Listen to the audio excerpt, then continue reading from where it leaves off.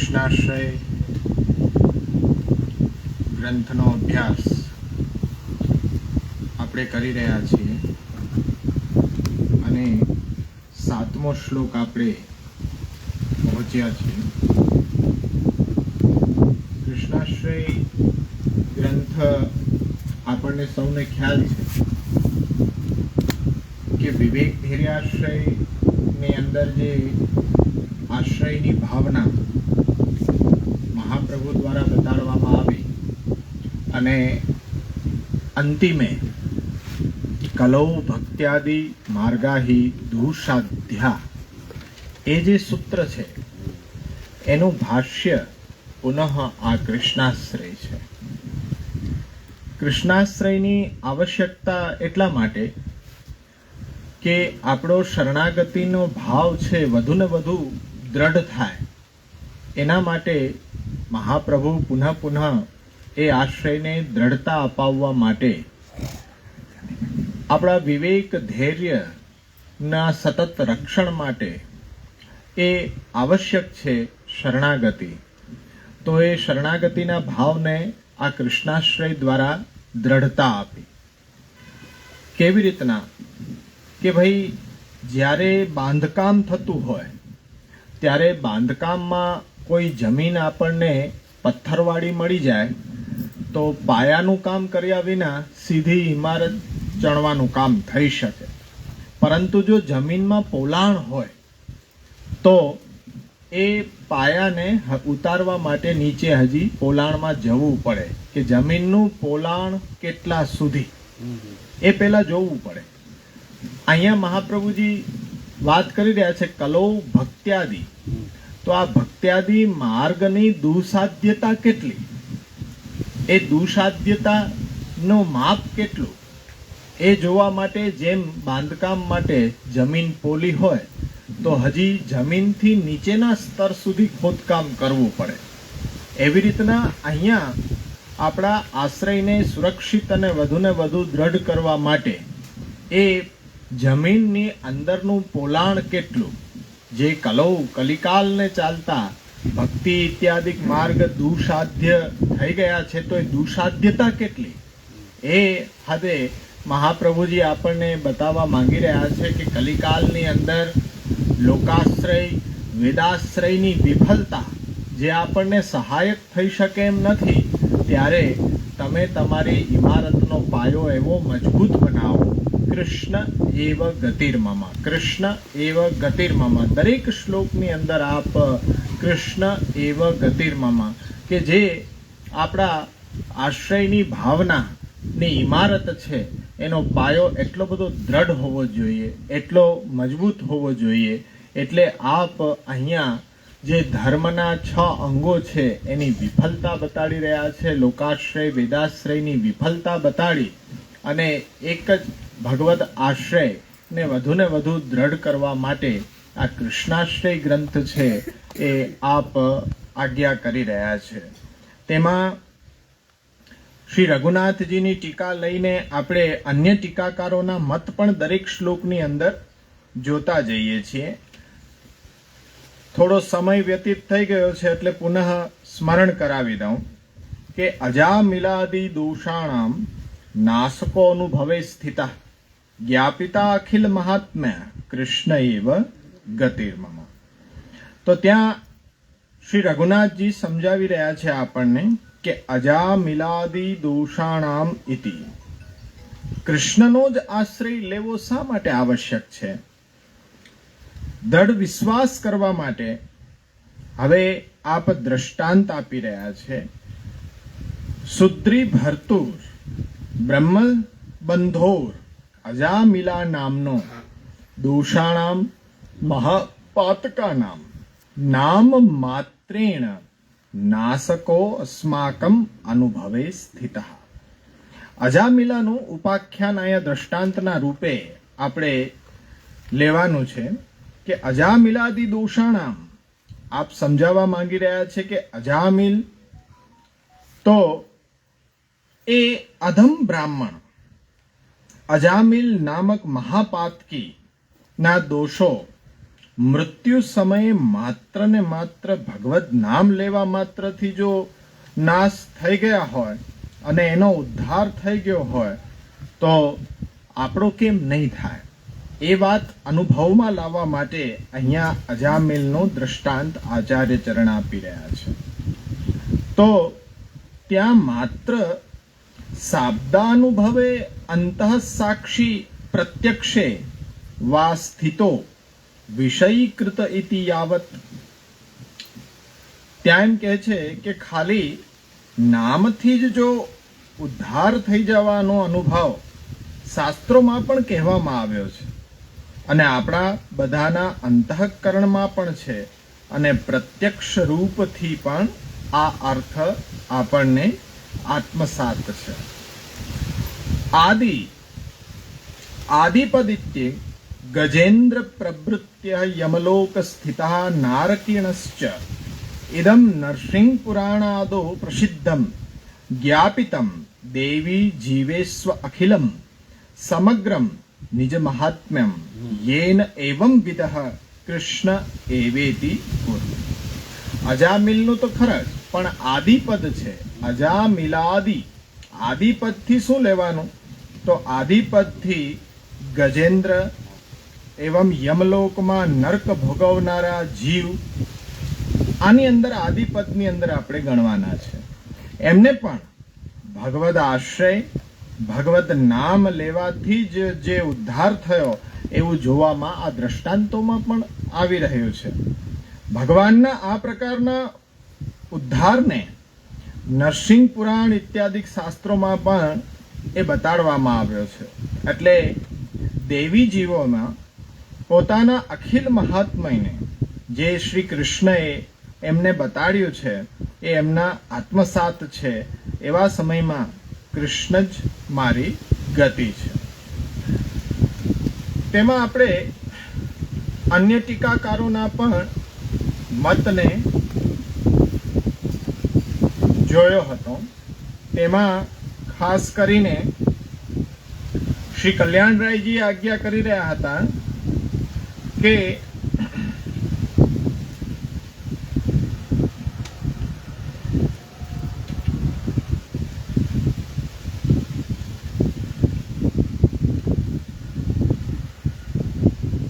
અનુભવ વિષયીભૂતો અજામિલાદિનામ ये दोषोस्तेषां नाशकः स्वनाम सामीप्यनाप्य अजामिलोद्धरात् अनुभवे स्थितो મદ અનુગ્રહેણ. અહીંયા ભગવાનની કૃપા એ નિયામક બની છે. અજામિલ વગેરેનું જે ઉદાહરણ આપવામાં આવ્યું છે કે અજામિલના જે દોષો હતા એનો નાશ કરનાર ભગવાનની કૃપા છે, એટલે ભગવદ ઈચ્છા છે. એ આપણા અનુભવની અંદર આવે એટલા માટે અહીંયા એ દ્રષ્ટાંત આપવામાં આવ્યું છે. હવે અહીંયા અજામિલે જે નામ લીધું એ નામ ભગવાનનું નામ લેવાના ઈરાદાથી નહોતું લેવાયું, પણ તે નામ છે ભગવદ નામ સમાન હોવાથી એ નામના જ મહાત્મયથી અજામિલનો ઉદ્ધાર થયો એવો અનુભવ આપણને આ દ્રષ્ટાંત ઉપરથી આવી રહ્યો છે. શ્રી દ્વારકેશજી આજ્ઞા કરી રહ્યા છે કે યથા સ્વનામ મહાત્મય ખ્યાપનાય નામોક્તિ માત્રેણ વા અજામિલાદિનામ સર્વદોષ નાશકો જાતઃ સ્વધર્મ પક્ષપાત અદેવમ ભક્તિ માર્ગે પક્ષપાતા તન્માર્ગીય આશ્રયમ મહાત્મ્ય ખ્યાપનાર્થમ તાદ્રગુક્તિ માત્રેણેવ ભગવાંસ તથા વિધો ભવતી ઇતિ ભાવઃ. અહીંયા બતાડી રહ્યા છે કે પ્રભુ પોતાના નામનું મહાત્મય બતાડવા માટે નામ ઉચ્ચારણ માત્રથી જ અજામિલનો ઉદ્ધાર થયો. તો ત્યાં સર્વ દોષોનો નાશ કરનાર એક ભગવદ નામ છે. ત્યાં સ્વધર્મના પક્ષપાતી ભગવાન થયા. ભગવાનનો ભક્તિ માર્ગમાં પક્ષપાત હોવાથી ભક્તિ માર્ગીય આશ્રયનું મહાત્મય દ્રઢ કરવા માટે આ નામ માત્રના ઉચ્ચારણથી એ સર્વ દોષોનો નાશ થશે એવો ભાવ અહીંયા અનુભવ. જ્યાં મહાપ્રભુજી અહીંયા નાસકો અનુભવે સ્થિત, અનુભવ શબ્દ જે મૂકી રહ્યા છે એ આપણા દેવી જીવો માટે, સ્વયં માટે, કે પાઠ કરનાર એમ સમજે કે જેમ અજામિલના દોષોનો નાશ થયો એમ આપણા પણ દોષોનો નાશ ભગવત નામથી અવશ્ય થશે. તો એ અનુભવ શબ્દ છે તો એ અસ્મદીય એટલે કે આપણા માટે, કારણ કે સંસ્કૃત વ્યાકરણની અંદર ઘણા પદો હોય છે અસ્મદ અને યુષ્મદ. બીજાના માટે વપરાતો હોય ત્યારે યુષ્મદ શબ્દોનો પ્રયોગ થાય, અને જ્યારે આપણા માટે કહેવામાં આવતો હોય ત્યારે અસ્મદ પ્રયોગ. અહમ, અહમ, આવામ, બે, વયમ, બધા. તો એ જ્યારે આપણા માટે ઉપયોગ થતો હોય ત્યારે એ પદોનો અર્થ આપણા માટે ઉપયોગી થાય. એટલે અનુભવે એ શબ્દ છે એ અસ્મદ શબ્દ છે, કે પોતાના માટે એનો પ્રયોગ થઈ રહ્યો છે. એટલે જેમ અજામિલના દોષો એક નામ માત્રથી દૂર થયા તો એમ આપણા પણ દોષો દૂર અવશ્ય થશે. પરંતુ આશ્રય બનવાની ઉત્કંઠતાવાળા, ઉત્સાહવાળા ભગવાન મહાપ્રભુજી કહે છે કે મારા અનુભવમાં રહેલા છે. મહાપ્રભુજીના અનુભવમાં આવા ભગવાન છે કે જે નિજ આશ્રય લઈને રહેનારા જીવોની રક્ષા અવશ્ય કરી રહ્યા છે. એટલે અન્યથા જ્ઞાન, અજ્ઞાન અને તર્કો વડે અન્યથા શંકા અહીંયા શેષ માત્ર પણ ન કરવી.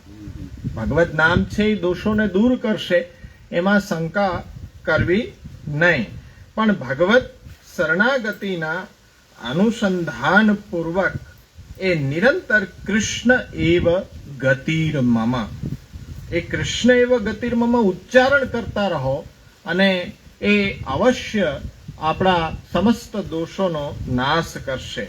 એટલે મહાપ્રભુજીનો અર્થ એવો છે કે મારા જે તદીય વૈષ્ણવો છે એને આ વાતમાં જરા પણ શંકા ન કરવી કે ભગવત નામ લેવાથી દોષો દૂર થશે કે નહીં થાય. એના માટે આપ અજામિલનો દ્રષ્ટાંત ત્યાં આપી રહ્યા છે. વ્રજરાયજી આજ્ઞા કરી રહ્યા છે કે અજામિલાદિ ષષ્ઠ સ્કંદે પ્રસિદ્ધો દાશીપતિર બ્રહ્મબંધુ આદિ પદેન ગજેન્દ્ર અહલ્યા આદ્યા નરસિંહ પુરાણે નવમ અધ્યાયે માર્કંડેય મૃત્યુ પ્રસંગે ઉક્તા ચ નારકીણ ચ તેષામ યે દોષા યહ જન્માની પૂર્વજન્માની ચ કૃતાની પાપાની તેષામ નાશકઃ એતેન તાદૃશ મહાત્મ્ય તદનુભાવને ચ શબ્દ પ્રમાણયુક્તમ પ્રત્યક્ષમ આહુ અનુભવ ઇત્યાદિ. ભાગવતનો જે આ છઠ્ઠા સ્કંદનો પ્રસંગ છે એ અજામિલની સાથે સાથે આદિપદથી ગજેન્દ્રનો મોક્ષ થયો, અહલ્યાનો મોક્ષ થયો, માર્કંડેય ઋષિના મૃત્યુનો પ્રસંગ નરસિંહ પુરાણની અંદર આવી રહ્યો છે કે તેમાં નરકની અંદર રહેલા નારકી જીવોનો પણ ઉદ્ધાર થયો. અને એટલું જ માત્ર આ જન્મના જ નહીં, પૂર્વજન્મના, પૂર્વ અનેક જન્મોના પાપો છે એના નાશ કરનારા ભગવાન છે.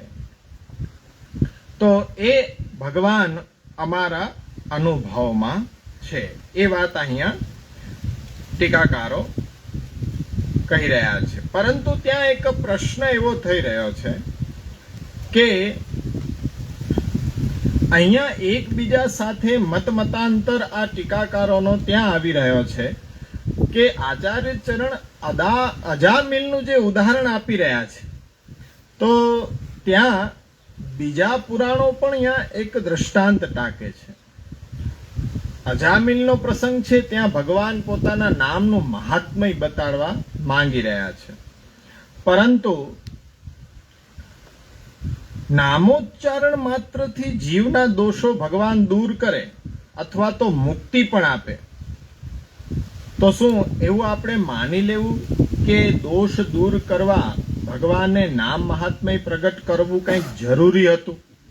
ભગવાન માટે શું આવશ્યક છે કે કોઈ દ્રષ્ટાંત આપીને કે કોઈ એવી લીલા કરીને નામનું મહાત્મય સ્થાપિત કરવું? ભગવાનને એવી શું આવશ્યકતા? પ્રશ્ન અહીંયા થાય છે કે જ્યારે આપણે એમ સમજીએ કે જો અજામિલ જેવાના દોષો દૂર થયા તો એ અજામિલ વગેરે આદિપદથી ગજેન્દ્ર મોક્ષ, અહલ્યા મોક્ષ આ બધા દ્રષ્ટાંતો છે, તો એમ શું માની શકાય કે ભગવાનને જરૂર છે પોતાના નામનું મહાત્મય બતાવવાથી? તો ભગવાન કદાચિત નામના મહાત્મયથી, કદાચિત ભગવત સ્વરૂપના ધ્યાન માત્રથી, કદાચિત સત્પુરુષોના સત્સંગથી અને આ સિવાય અન્ય પ્રકાર પણ પ્રભુ લઈ શકે છે. પોતાની ઈચ્છા હોય તો ઈચ્છા માત્રથી એ ઉદ્ધાર કરી શકે છે. એના માટે નામનું મહાત્મય પ્રગટ કરવાની શું આવશ્યકતા? પોતાના નામનું, પોતાના કૃપાનું મહાત્મય એ પ્રગટ કરે અને એ વડે જીવોને તારે.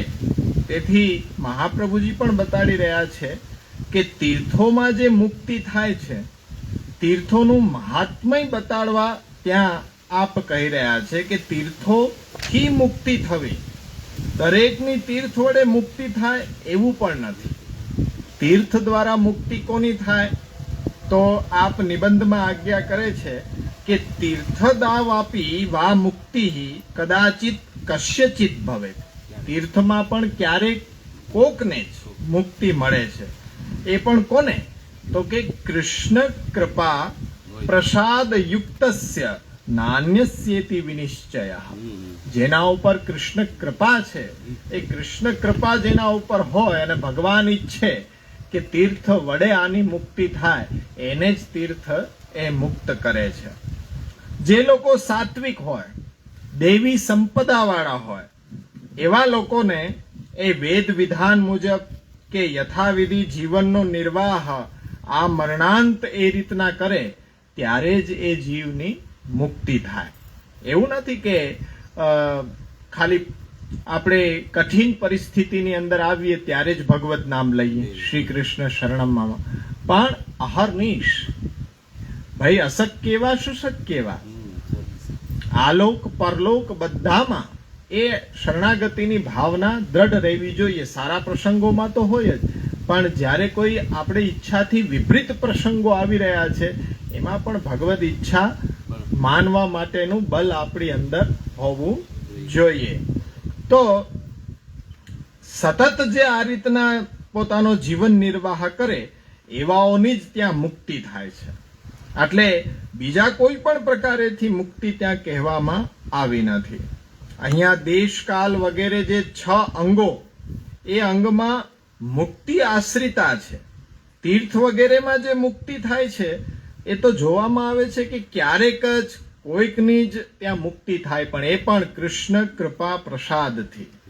કૃષ્ણની કૃપા તેના ઉપર હોય તો જ ત્યાં તીર્થ વડે મુક્તિ થાય, અન્યથા એ મુક્તિ ત્યાં શક્ય નથી. એટલે તીર્થમાં મુક્તિ થાય છે તો તીર્થમાં એવું મહાત્મય ક્યાંથી કે એ મુક્તિ આપી શકે?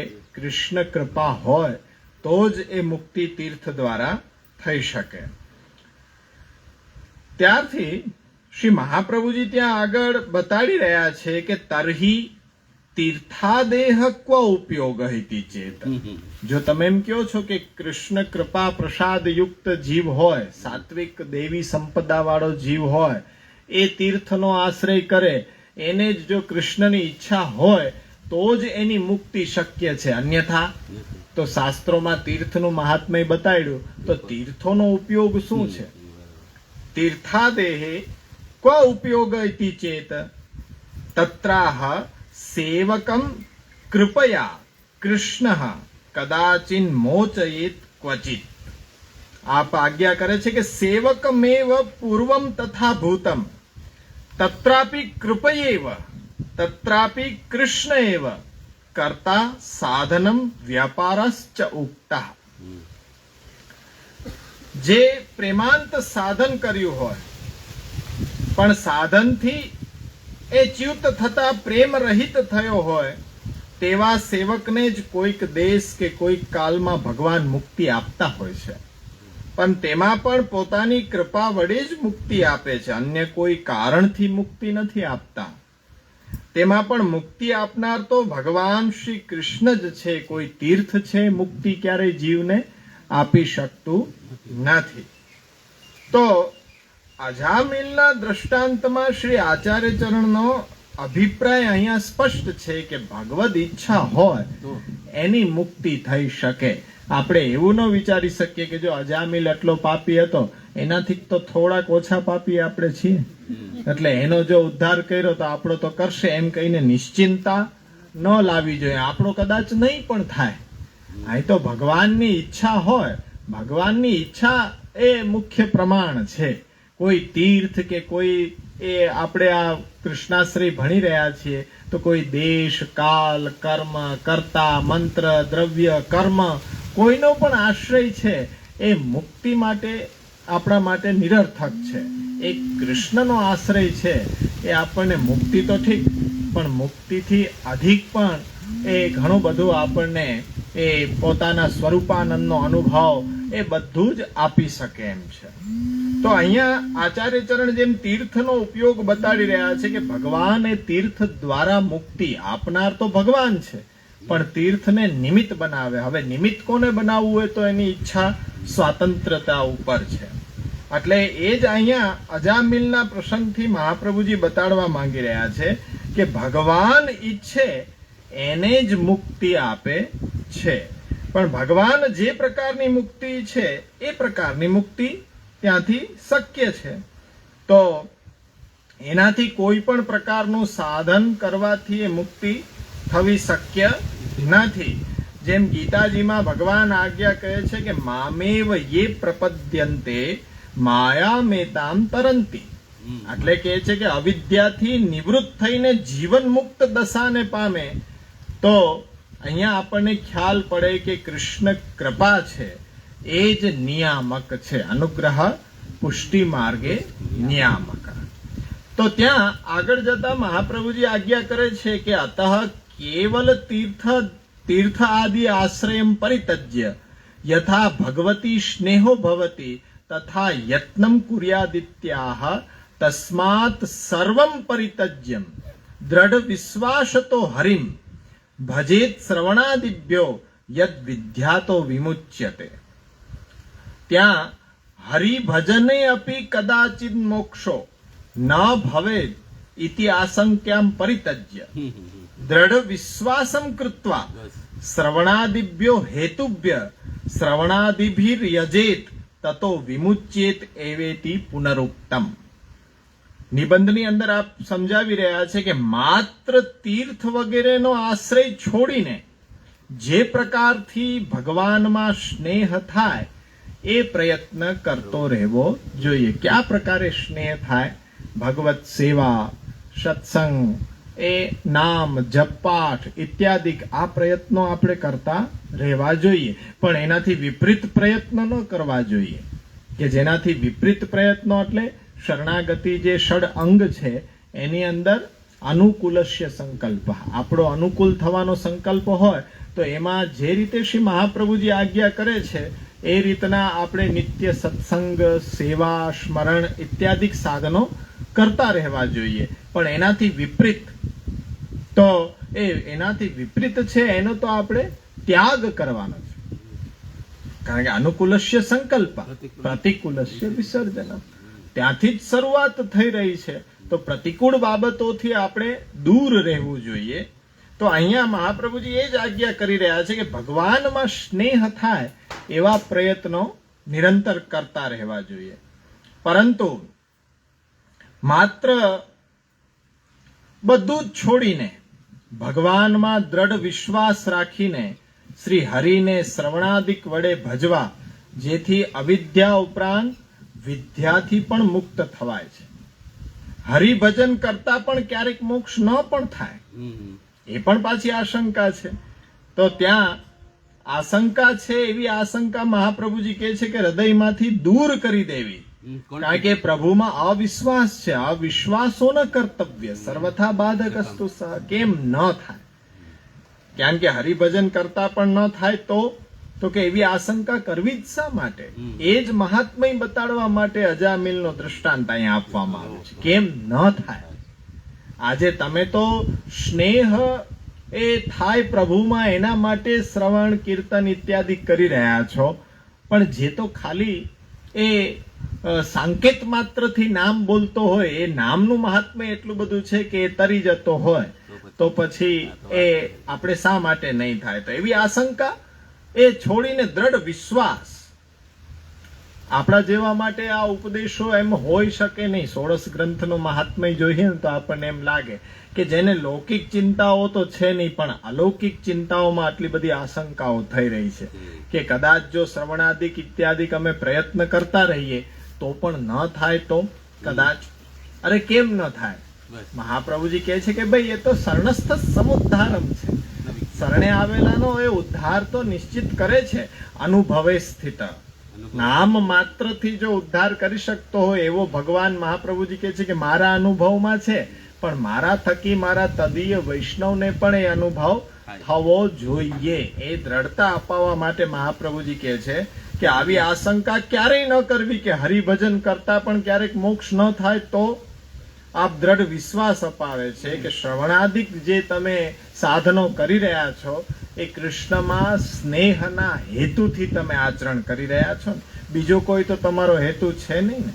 તો એ ભજનથી વિદ્યાથી પણ મુક્ત થવાય એમાં શંકા ક્યારેય પણ રાખવી નહીં.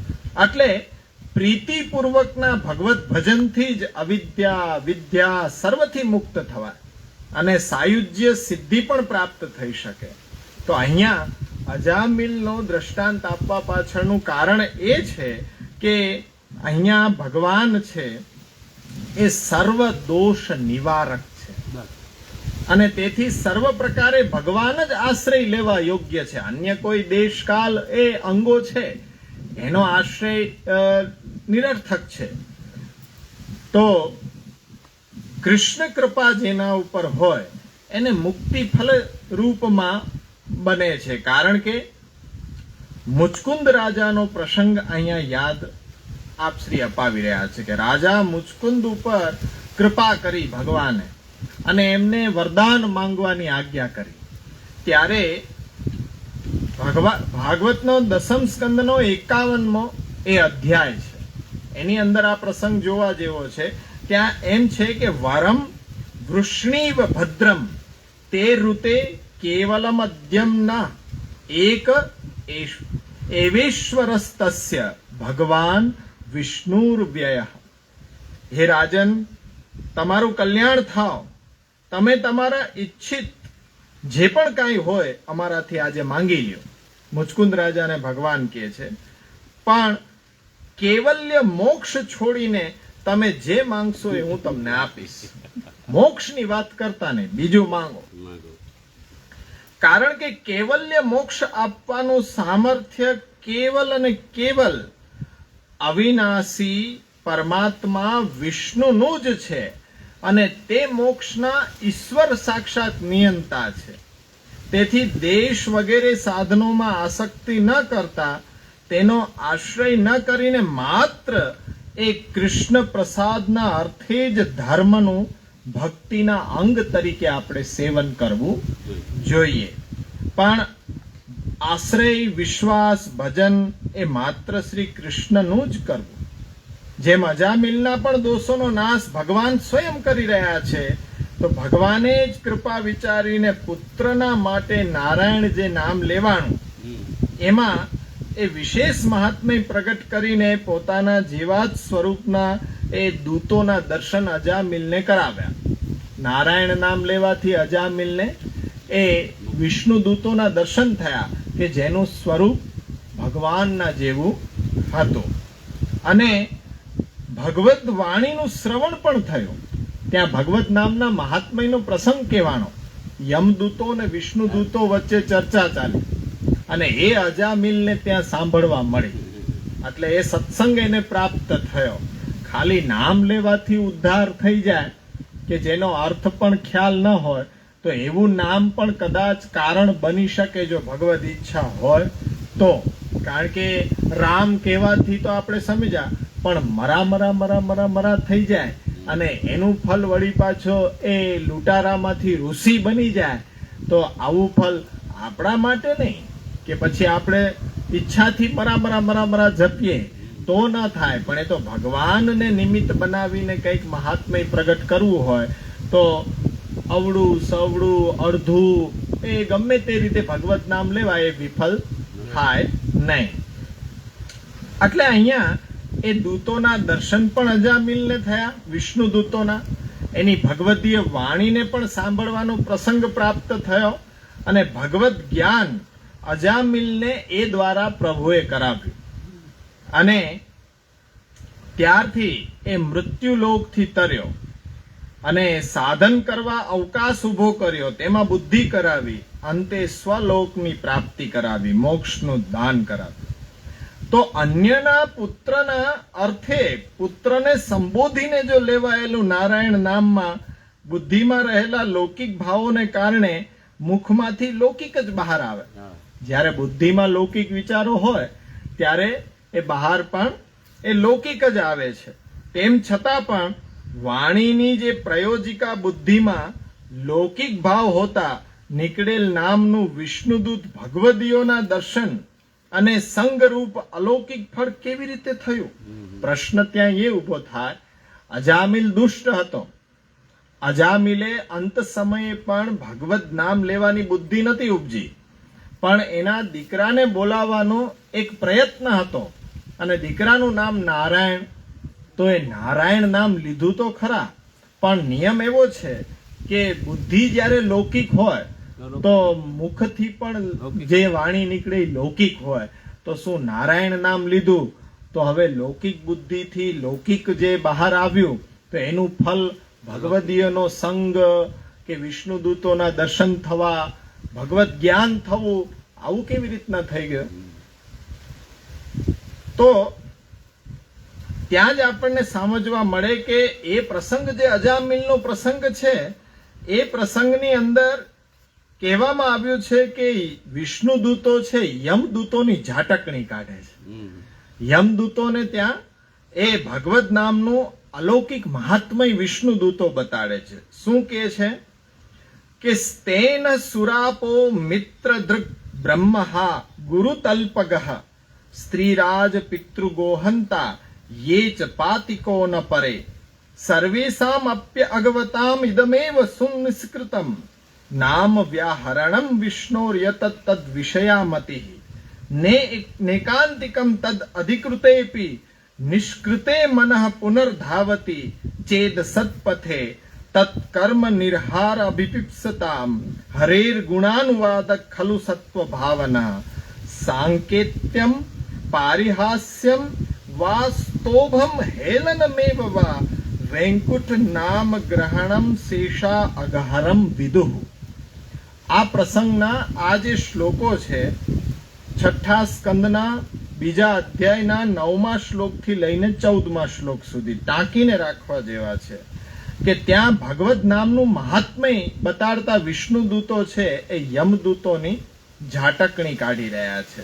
કહી રહ્યા છે કે ચોર, મદિરાપાન કરનારો, મિત્રનો દ્રોહ કરનારો, બ્રાહ્મણની હત્યા કરનારો, ગુરુ પત્ની ગામી, સ્ત્રી, રાજા, પિતા, ગાયને મારનારો, આવા બીજા પાપોને આચરણ કરનારા પાતકીઓ, આ બધા જ પાપીઓનું પાપ દૂર કરનાર આ જ પ્રાયશ્ચિત છે કે ભગવાનના નામનું ઉચ્ચારણ જો એ લોકો કરે તો આવા બધા પણ એ પાપીઓ છે એના પાપ સમસ્ત દૂર થાય છે. જે નામ ગ્રહણ કરવાથી નામ ઉચ્ચારણનો એ મહાત્મય છે કે હવે પ્રસંગ આવી રહ્યો છે, પ્રશ્નનું સમાધાન આવી રહ્યું છે કે લૌકિક બુદ્ધિમાં લૌકિક વાણી ઉચ્ચારણ થાય તો એ લૌકિક વાણી આવું અલૌકિક ફલ કેવી રીતના આપી શકે? તો વિષ્ણુદૂતો કહી રહ્યા છે કે નામ ઉચ્ચારણ જ્યારે જીવાત્મા કરે છે ત્યારે જીવાત્માની બુદ્ધિ લૌકિક વિષયોથી નિવૃત્ત અવશ્ય થાય જ છે અને ભગવાનના વિષયવાળી થઈ જાય છે. જે વખતે નામ પણ એ ઉચ્ચારણ થાય છે ને ત્યારે તો પાપનું પ્રાયશ્ચિત એ કર્યા પછી પણ ફરીથી અસલ માર્ગમાં મન દોડતું રહે તો તે પ્રાયશ્ચિત પણ ન થયા બરોબર જ કહેવાય. એકવાર ભૂલ થાય પણ પુનઃ એ ભૂલનું આવર્તન થાય તો એ ભૂલ ન કહેવાય. એ માટે કે ભાઈ જે લોકો પાપનો સમૂલ્વ નાશ કરવાની ઈચ્છા વાળા છે એમને માટે તો ભગવાનના ગુણાનુવાદ એકમાત્ર કર્તવ્ય છે. પણ ભાગવત એમ કહે છે કે સાંકેત્યમ પારિહાસ્યમ, તો ત્યાં એમ કહે છે કે ખાલી સંકેતના ભાવે નારાયણ નામ લીધું, ખાલી સંકેત હતો, પુત્રને બોલાવવા માત્ર. પારિહાસ્ય એટલે મસ્કરીમાં, એ સ્તોભના પ્રકારે અથવા અવહેલનાના પ્રયોજનથી પણ ભગવદ નામનું નામ ગ્રહણ કરવાથી આપણા અશેષ પાપો દૂર થાય છે. ગમે તે રીતે ભગવદ નામ છે એ આપણા માટે હિતકારી છે, ગમે તે રીતે લેવાય. ભક્તિનો ભાવ હોય તો પણ અને ન હોય તો પણ. એટલે સંકેત એટલે શું કે અન્ય પ્રયોજનથી લેવાયેલું હોવા છતાં પણ ભગવદ નામ છે કે નહીં એ નક્કી થાય. એ નામોચ્ચારણ છે એ ભગવદ નામ હોવું જોઈએ. ત્યાર પછી પારિહાસ્ય એટલે કે મસ્કરી, ઠઠ્ઠા મસ્કરી કરતા હોઈએ તો એમાં પણ લેવાયેલું જો નામ હોય ને જો એ ભગવદ નામ હોય તો અવશ્ય ફલરૂપ થાય છે. હવે સ્તોભ એટલે શું કે ક્યાંય પણ આપણે કોઈ દુઃખદ ઘટના જોઈએ કે દુઃખદ પ્રસંગ જોઈએ ત્યારે અચાનક જ આપણા મોઢામાંથી શબ્દ નીકળી જાય કે હે ભગવાન, હે રામ, આવી રીતના. આવું શા માટે? આવી ક્રૂરતા શેના માટે? તો એ સેજે નીકળી જાય તો એ જે સ્તોભ કે આ શું થયું, એમાં પણ જે ભગવાન કે રામ કે એવું નામ લેવાઈ જાય તો પણ એ ભગવદ નામ છે, તો પણ એ ફલરૂપ થાય છે. અને અવહેલના એટલે ઉપેક્ષા. ઉપેક્ષાના ભાવે, જેમ કે આપણી સામે શિશુપાલ છે તો ઉપેક્ષાના ભાવે પણ નામ લેવાનું છે તો પણ એમની મુક્તિ થઈ છે. આ તો ભગવત નામનું મહાત્મય બતાડવા માટે. આવા કોઈ ભાવો તો આપણી અંદર નથી. આપણા માટે તો કેવલ ભગવત સ્નેહ, ભગવત સ્નેહની પ્રાપ્તિ માટે આપણે ભગવત નામ લઈ રહ્યા છીએ. તો શા માટે ઉપયોગી નહીં થાય?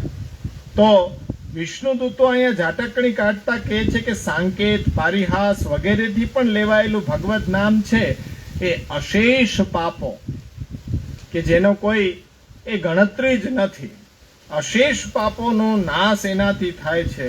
અને અજામિલને એ પુત્રના અર્થે પણ જે નારાયણ નામ લેવાયું તેનાથી એની સર્વ પાપોમાંથી મુક્તિ થાય અને બુદ્ધિ એની નિર્મલ થાય. ચાલો માની લઈએ આપણે કે અજામિલ યમપાસથી મુક્ત થઈ ગયો, એના સર્વ દોષ નિવૃત્ત થઈ ગયા. હવે લાખો કરોડો એવા જીવો છે કે જે લોકો ઘણું ભગવદ નામ લે છે. ભગવદ નામ લેતા બધા જોવા મળે છે, પણ જે લોકો દંભ પાખંડ પૂર્વક ભગવદ નામ લેતા હોય એનું શું? હાસી મસ્કરી ઉપેક્ષાના ભાવથી આ બધું સમજા. પણ જે લોકો ઈરાદાપૂર્વક પાખંડ પૂર્વક ભગવત નામ લે કે ભાઈ હાલતા ચાલતા કોઈ પણ બાબતમાં બોલવાની ખાલી આદત પડી ગઈ હોય, ભગવત નામ એવું પણ હોય કે આદત પડી ગઈ હોય, તો તેવા લોકો જો આટલું અધિક ભગવત નામ લેવા હોય છતાં પણ તેમના દોષ કે એમના બંધનો કે એમના મૃત્યુપાસથી છુટકારો તો જોવા મળતો નથી. એ તો એવા ને એવા રહે છે. પ્રશ્ન ત્યાં થાય કે હાસી મસ્કરી ઉપેક્ષાના ભાવથી લેવા એ ફલદાયી બને, પણ ઘણા લોકો ઈરાદાપૂર્વક પાખંડપૂર્વક ભગવત નામ લેતા હોય છે. ઘણા તો એ એટલું બધું વિશેષ ભગવત નામ લેતા હોય કે એમને હાલતા ચાલતા એ શ્રી કૃષ્ણ શરણમ, શ્રી કૃષ્ણ શરણમ, શ્રી કૃષ્ણ શરણમ આદત પડી ગઈ છે બોલવાની, પણ એની ક્રિયા વર્તન વ્યવહાર એવું બધું જોવામાં આવતું નથી. તો એનું લીધેલું ભગવત નામનું ફલ શું? એને કેવી રીતના સમજવું કે જે નિયમથી ઈશ્વર નામ જપ વગેરે કરતા હોય તેવા લોકોને પણ પાછલી અવસ્થામાં દેહ, કુટુંબ, મન વગેરેથી અતિ કષ્ટ પીડા ઉઠાવતા જોવામાં આવે છે અને એ પાપના ફલરૂપ લાગે છે. તો આવા બધાને ભગવત નામનું ઉચ્ચારણ ફલદાયી થયું કે ન થયું, એનું ભગવત નામ નિષ્ફળ થયું, તો એને શું સમજવું? તો આપણે એ સમજી શકીએ કે જો સુખ છે એ પુણ્યનું ફલ છે અને દુઃખ છે એ પાપનું ફલ છે. આવું સામાન્ય રીતે બધા માનતા હોય કે સુખ આવ્યું તો કે આપણા કંઈક પુણ્યનો ઉદય થયો અને દુઃખ આવ્યું તો કે ભાઈ આપણે કરેલા પાપ છે આઈને અહીંયા જ ભોગવવા પડે ને.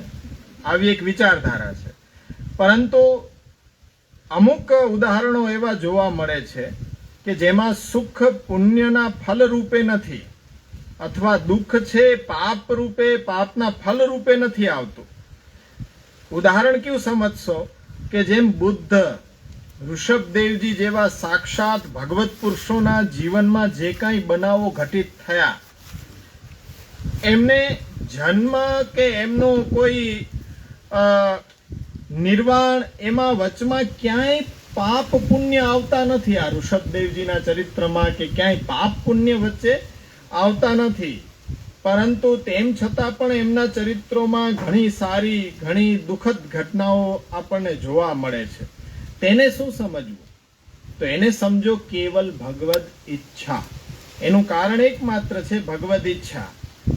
સુદામા જેવા ભક્તોની આરંભમાં બહુ દરિદ્ર અવસ્થા અને ઉત્તરા અવસ્થા અતિશય ધનાઢ્ય, એમાં પણ પાપ પુણ્ય વચ્ચે આવતા નથી. ત્યાં શું સમજવું? માત્ર ભગવદ ઈચ્છા, ભગવત કૃપા, એ જ એક કારણ છે.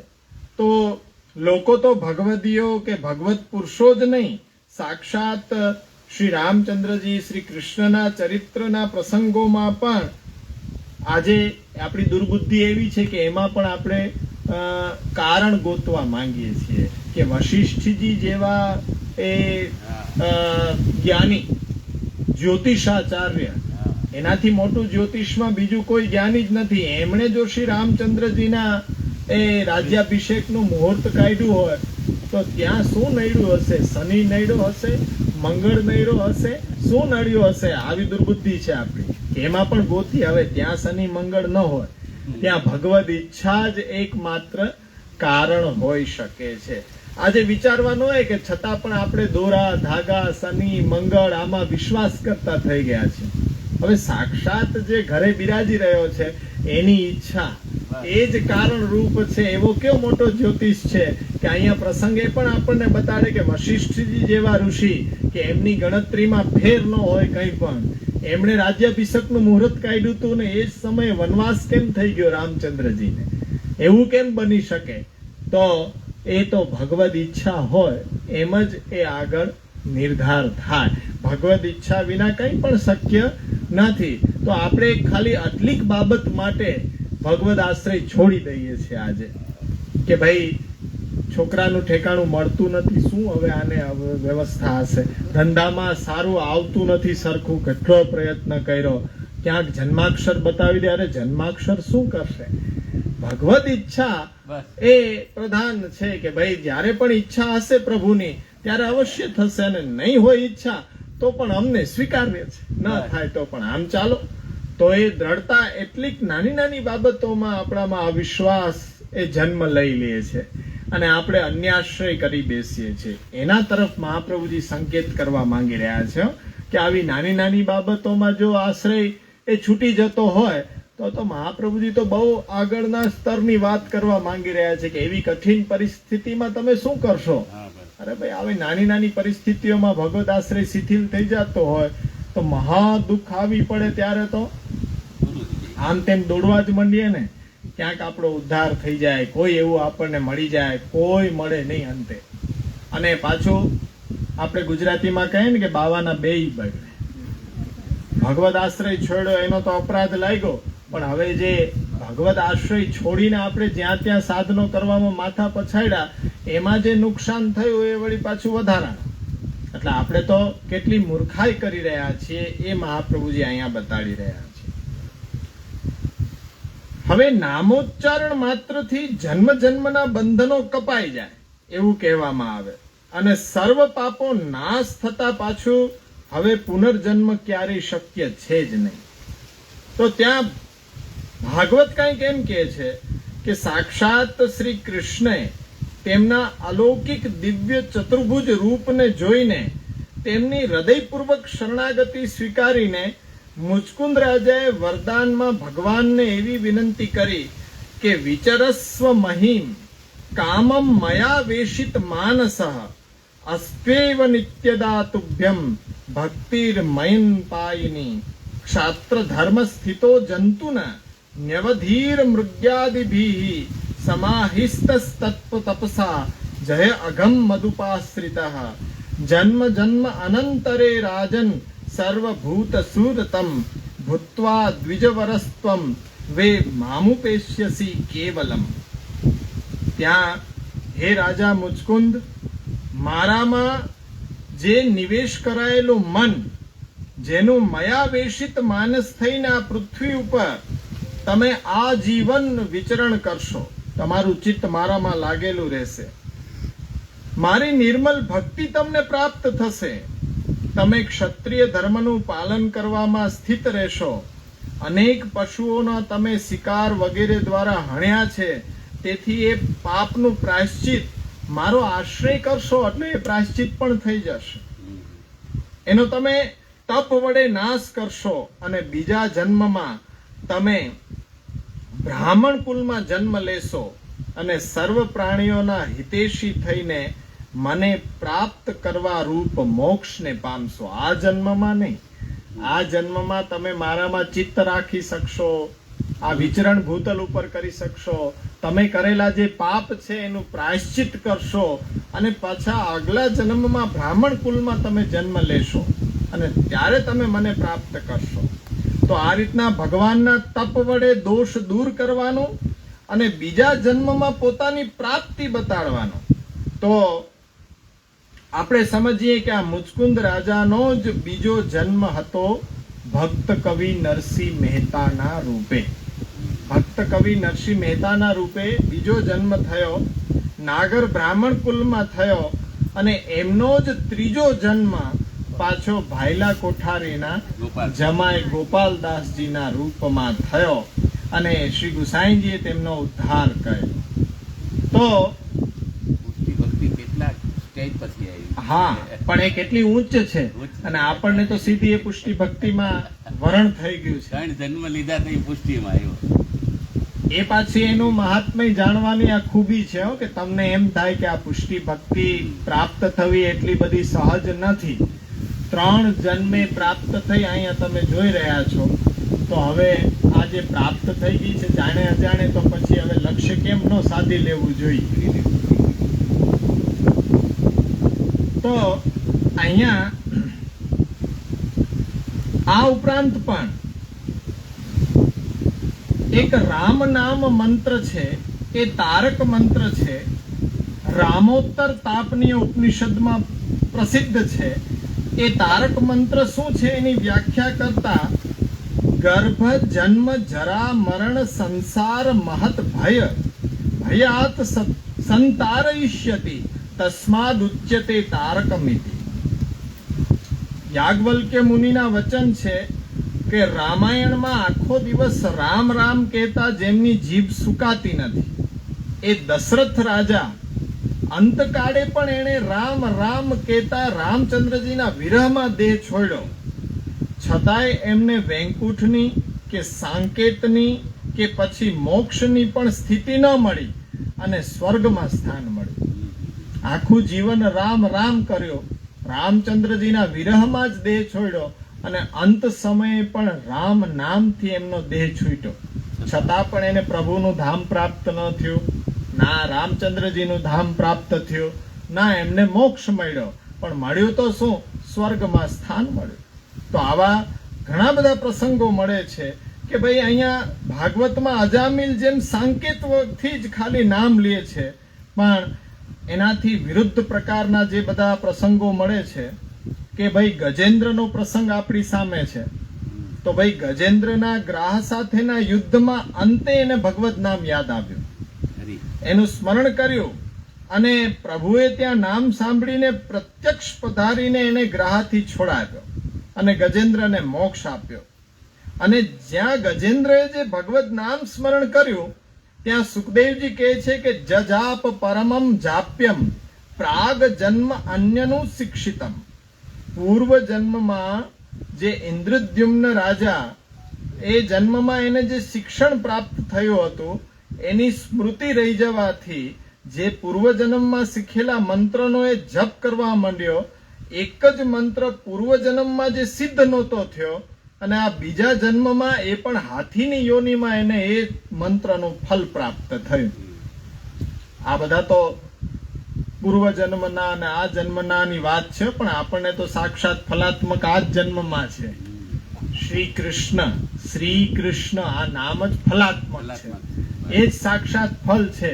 તો આ આટલી મોટી યાત્રા ખેડવાની પણ આવશ્યકતા નથી. કેટલી મોટી કૃપા મહાપ્રભુજીની છે કે આટલું 3 જન્મ કે ક્યાં, આ જ જન્મની અંદર આ જ અંતિમ જન્મ છે, પણ તેની અંદર આપણો અભિનિવેશ નથી થતો ભગવત નામ લેવામાં. કઈ કઈને એ થાકીએ તો પણ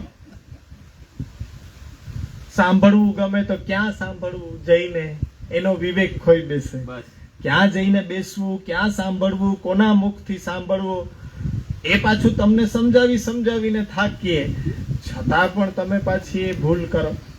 એટલે કહેવાનું તાત્પર્ય હતું કે એકવાર થાય ભૂલ, વારંવાર થાય ને તો એ તો ઈરાદાપૂર્વક પછી થાય, પછી એનો દંડ તો પાછો ભોગવવો જ પડે. મહાપ્રભુજી પાછું એ પણ બતાડે કે ભાઈ ભૂલ થાય, કલિકાલનો પ્રભાવ છે, કલિકાલના પ્રભાવને લીધે ભૂલ પણ થાય, પણ એ ભૂલને સ્વીકાર કરવો એ સૌથી મોટો હિંમતની વાત છે. હિંમત પણ હોવી જોઈએ કે ભૂલ થઈ છે તો સામે છાતીએ તમે એને સ્વીકૃત કરો. ભગવદ ગીતામાં ભગવાન આજ્ઞા કરે છે કે ભક્ત્યા મામ અભિજાનાતિ યાવન યશ્ચાસ્મિ તત્વતઃ તતો મામ તત્વતો જ્ઞાત્વા વિશતે તદ અનંતરમ. 18મા અધ્યાયની અંદર 55મો શ્લોક છે કે ભક્ત છે મારી ભક્તિ વડે મને જાણે છે કે હું જેટલો અને જે તત્વતઃ છું તેમજ તત્વતઃ મને જાણીને પછી તે મારામાં પ્રવેશ એટલે સાયુજ્ય મેળવે છે. તો અહીંયા ભગવાન તત્વતઃની જગ્યાએ યાદૃશ ભાગવતની અંદર એ જ શ્લોક પાછો આવે કે અભિજાનાથી અભિજ્ઞાન કહેવાયું, અને પુરુષોત્તમજી અનુસાર કે અભિજ્ઞાનશ્ચ શબ્દતો અર્થશ્ચેત ઉભયતો જ્ઞેયમ. શબ્દતઃ અને અર્થતઃ આ રીતના ઉભય રીતે જાણવું એને જ અભિજ્ઞાન કહેવાય. અભિજ્ઞાન કોને કહેવાય કે શબ્દથી અને અર્થથી ઉભય રીતે જે સમજ આવે એને અભિજ્ઞાન કહેવાય. તો ભગવત સ્વરૂપના અભિજ્ઞાન વાળો વ્યક્તિ સાયુજ્ય મુક્તિને પામે. આવું અભિજ્ઞાન છે એ સાયુજ્ય મુક્તિ કરાવે. એ જ ગુણ કર્મો અને નામનું મહાત્મય આપણને ભાગવતની અંદર ઘણી જગ્યાએ જોવા મળે છે કે ભાઈ બહુની સંતિ નામાની રૂપાણી ચ સુતસ્ય તે ગુણ કર્માનું રૂપાણી તાન્યહમ વેદો નો જનાહા. ગર્ગાચાર્યજી નામકરણ કરવા આવે ત્યારે નંદરાયજીને એ આપ કહી રહ્યા છે કે ગુણ અને કર્મોના અનુરૂપ ભગવાનના જે પણ ગોવિંદ, દામોદર, માધવ, નારાયણ, વિષ્ણુ આ બધા નામો છે એ ગુણ કર્મ અનુસાર કેવી રીતે છે તે હું જાણું છું, પણ સાધારણ લોકો આવી વાત સમજી શકતા નથી.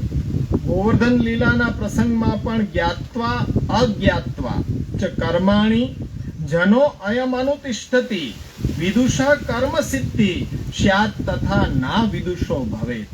10મ સ્કંદના 24મા અધ્યાયનો 6થો શ્લોક છે કે જે લોકો સમજણ પૂર્વક અને જે લોકો અણસમજથી કર્મોનું અનુષ્ઠાન કરે છે તેમાં સમજીને કર્મ કરનારાઓને જે સિદ્ધિ થાય તે અણસમજથી કરનારાઓને થતી નથી. આમાં પણ જે પણ કાર્ય કરવામાં આવે તે સમજપૂર્વક જો કરાય તો જ ફલપ્રદ બને છે. સમજણ વિના કરેલું કાર્ય ફલ આપી શકતું નથી. એ જ વાત અહીંયા શ્રુતિ પણ કહે છે. શ્રુતિ શું કહે છે કે યશ્ય દેવે પરાર ભક્તિર યથા દેવે તથા ગુરો તસ્યેતે કથિતાય અર્થા પ્રકાશંતે મહાત્મનઃ. દેવમાં અને ગુરુમાં જે ભક્તિ હોતા દેવ અને ગુરુ કૃપાથી ઉપનિષદમાં કહેલા અર્થોનો પ્રકાશ થાય, અને ભક્તિકરણના વિષયમાં ગુરુની આવશ્યકતા એ છે.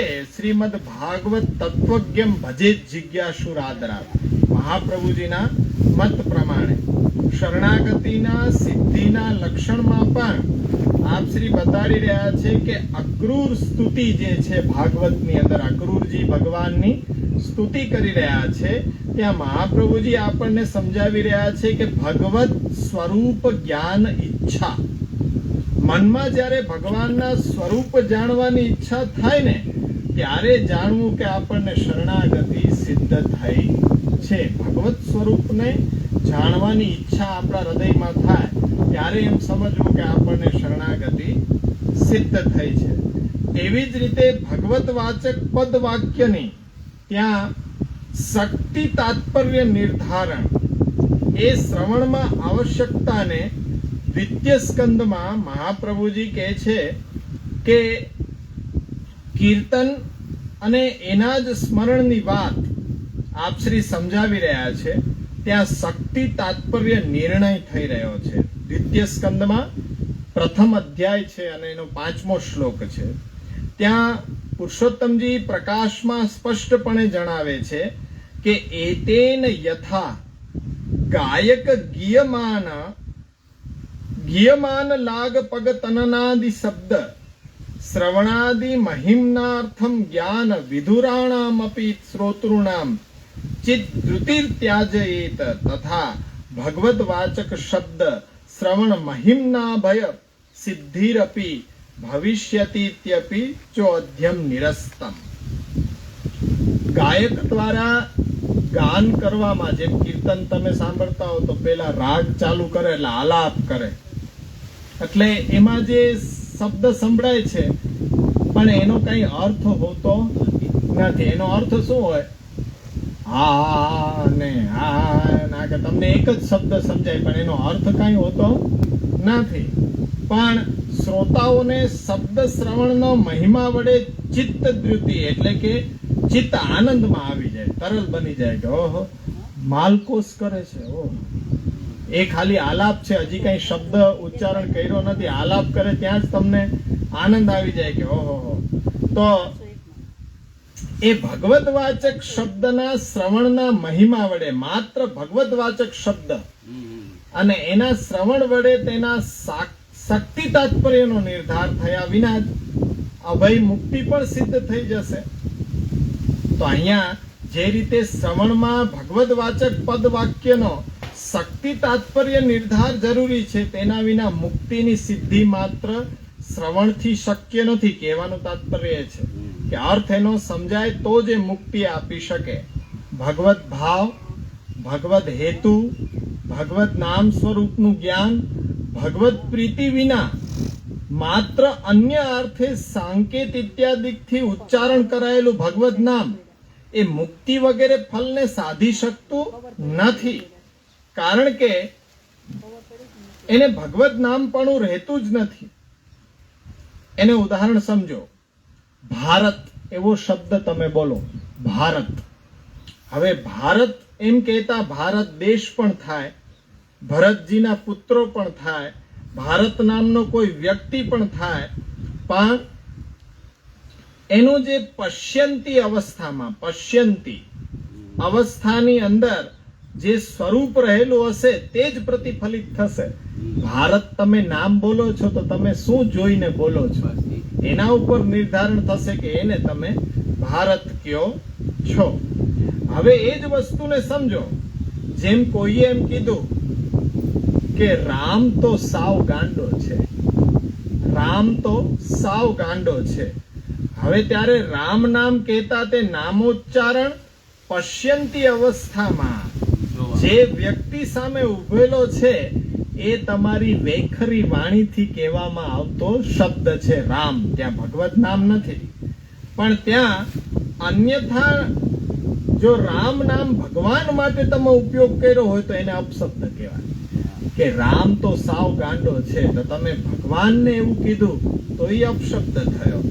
પરંતુ એવું ત્યાં નથી, કારણ કે ઉચ્ચારણમાં ભગવત નામનું ઉદ્દેશ્ય નથી. પશ્યંતી સામે જે ઉભેલો વ્યક્તિ રામ નામનો છે એને તમે કહી રહ્યા છો. ભગવત ઉચ્ચારણ કર્યું નામનું એવું નથી. ત્યાં રામ તો સાવ ગાંડો છે તો એ તમે કોઈ રામને કહેતા નથી. જો રામચંદ્રજીને કીધું હોય તો એનો અપરાધ થાય. એટલે આવા ઉચ્ચારણમાં ભગવત નામ પણ રહેતું જ નથી. હવે તમે વિચાર કરો કે આમે તમે બોલ્યા તો રામ શબ્દ ને, કે રામ તો સાવ ગાંડો છે, પણ એ તમે કોઈ વ્યક્તિને ઉદ્દેશીને બોલ્યા ત્યારે તમારા હૃદયમાં કોઈ ભગવત નામ ઉચ્ચારણનો ભાવ પણ હતો નહીં. તો નામ રૂપ કોઈ પણ વાક્યને ત્રણ પ્રકારે જોતા લૌકિક વાક્યો, વૈદિક વાક્યો અને ભક્તિ વાક્યો, આ ત્રણમાંથી મહાપ્રભુજી એમ કહે છે કે સર્વનિર્ણય નિબંધમાં કે લૌકિક વાક્યો અનિત્ય છે. લૌકિક વાક્યો અનિત્ય છે, જ્યારે વૈદિક વાક્યો છે એ નિત્ય છે. તેવી જ રીતે વૈદિક વાક્યો નિત્ય છે તેમ ભક્તિ વાક્યો પણ નિત્ય છે. એટલે લૌકિક અને અલૌકિક વાક્ય વચ્ચેનો ભેદ આપણે સ્વીકારવો જોઈએ. વૈદિક વાક્યોના નિત્ય ભગવદ રૂપ અર્થના સંબંધની સર્વાધિકતા હોવાથી તેને નિત્ય કહેવાય. વૈદિક વાક્ય બોલો તો તેમાં એ ભગવાનનો સંબંધ છે, એટલે એને નિત્ય કહેવામાં આવે છે. પણ લૌકિક વાક્યોમાં લૌકિક જ્ઞાનના સંબંધની વાત હોવાથી એને અનિત્ય કહેવામાં આવે છે. લૌકિક વાક્યોમાં આપણું લૌકિક જ્ઞાન હોય, પણ અલૌકિક વાક્યમાં અલૌકિક જ્ઞાન હોય. તો લૌકિક જ્ઞાન અનિત્ય છે, તેમજ લૌકિક સંબંધથી તે લૌકિક સંજ્ઞા પ્રાપ્ત થાય. તેવી જ રીતે ભક્તિ વાક્યોમાં ભાવરૂપ ભગવાનનો નિત્ય સંબંધ આપણને લાગે છે, એટલે ભક્તિ વાક્યોને નિત્ય કહેવામાં આવ્યા છે. એટલે ભક્તિની સમાન, ભક્તિ જેવો એ લાગે એ વાક્યો પણ જો લૌકિક જ્ઞાન સંબંધથી ઉદ્ભવ પામેલા હોય તો તેમાં ભગવાનની ભાવરૂપે સ્થિતિ પણ ન હોય, ત્યારે એની સદ્રશ્ય લૌકિક જેવા લાગતા વાક્યો પણ એ ભગવાનના ઉદ્દેશ્ય વિના લીધા હોય તો એ લૌકિક થાય. તેનું પરિણામ પણ લૌકિક જ આવે. જેમ કે ભક્તિ વાક્યો નિત્ય છે, પણ ભાવના લૌકિક છે. એ ભક્તિ જેવા લાગે છે, ભક્તિ સમાન લાગે છે, પણ એનું ઉદ્દેશ્ય લૌકિક છે, તો એ ભગવત નામ થશે નહીં. કારણ કે અહીંયા રામ તો સાવ ગાંડો છે, તો હવે એ રામ સામે વ્યક્તિ કોઈ છે એને તમે કહી રહ્યા છો, તો એનું ફલ પણ લૌકિક જ થશે.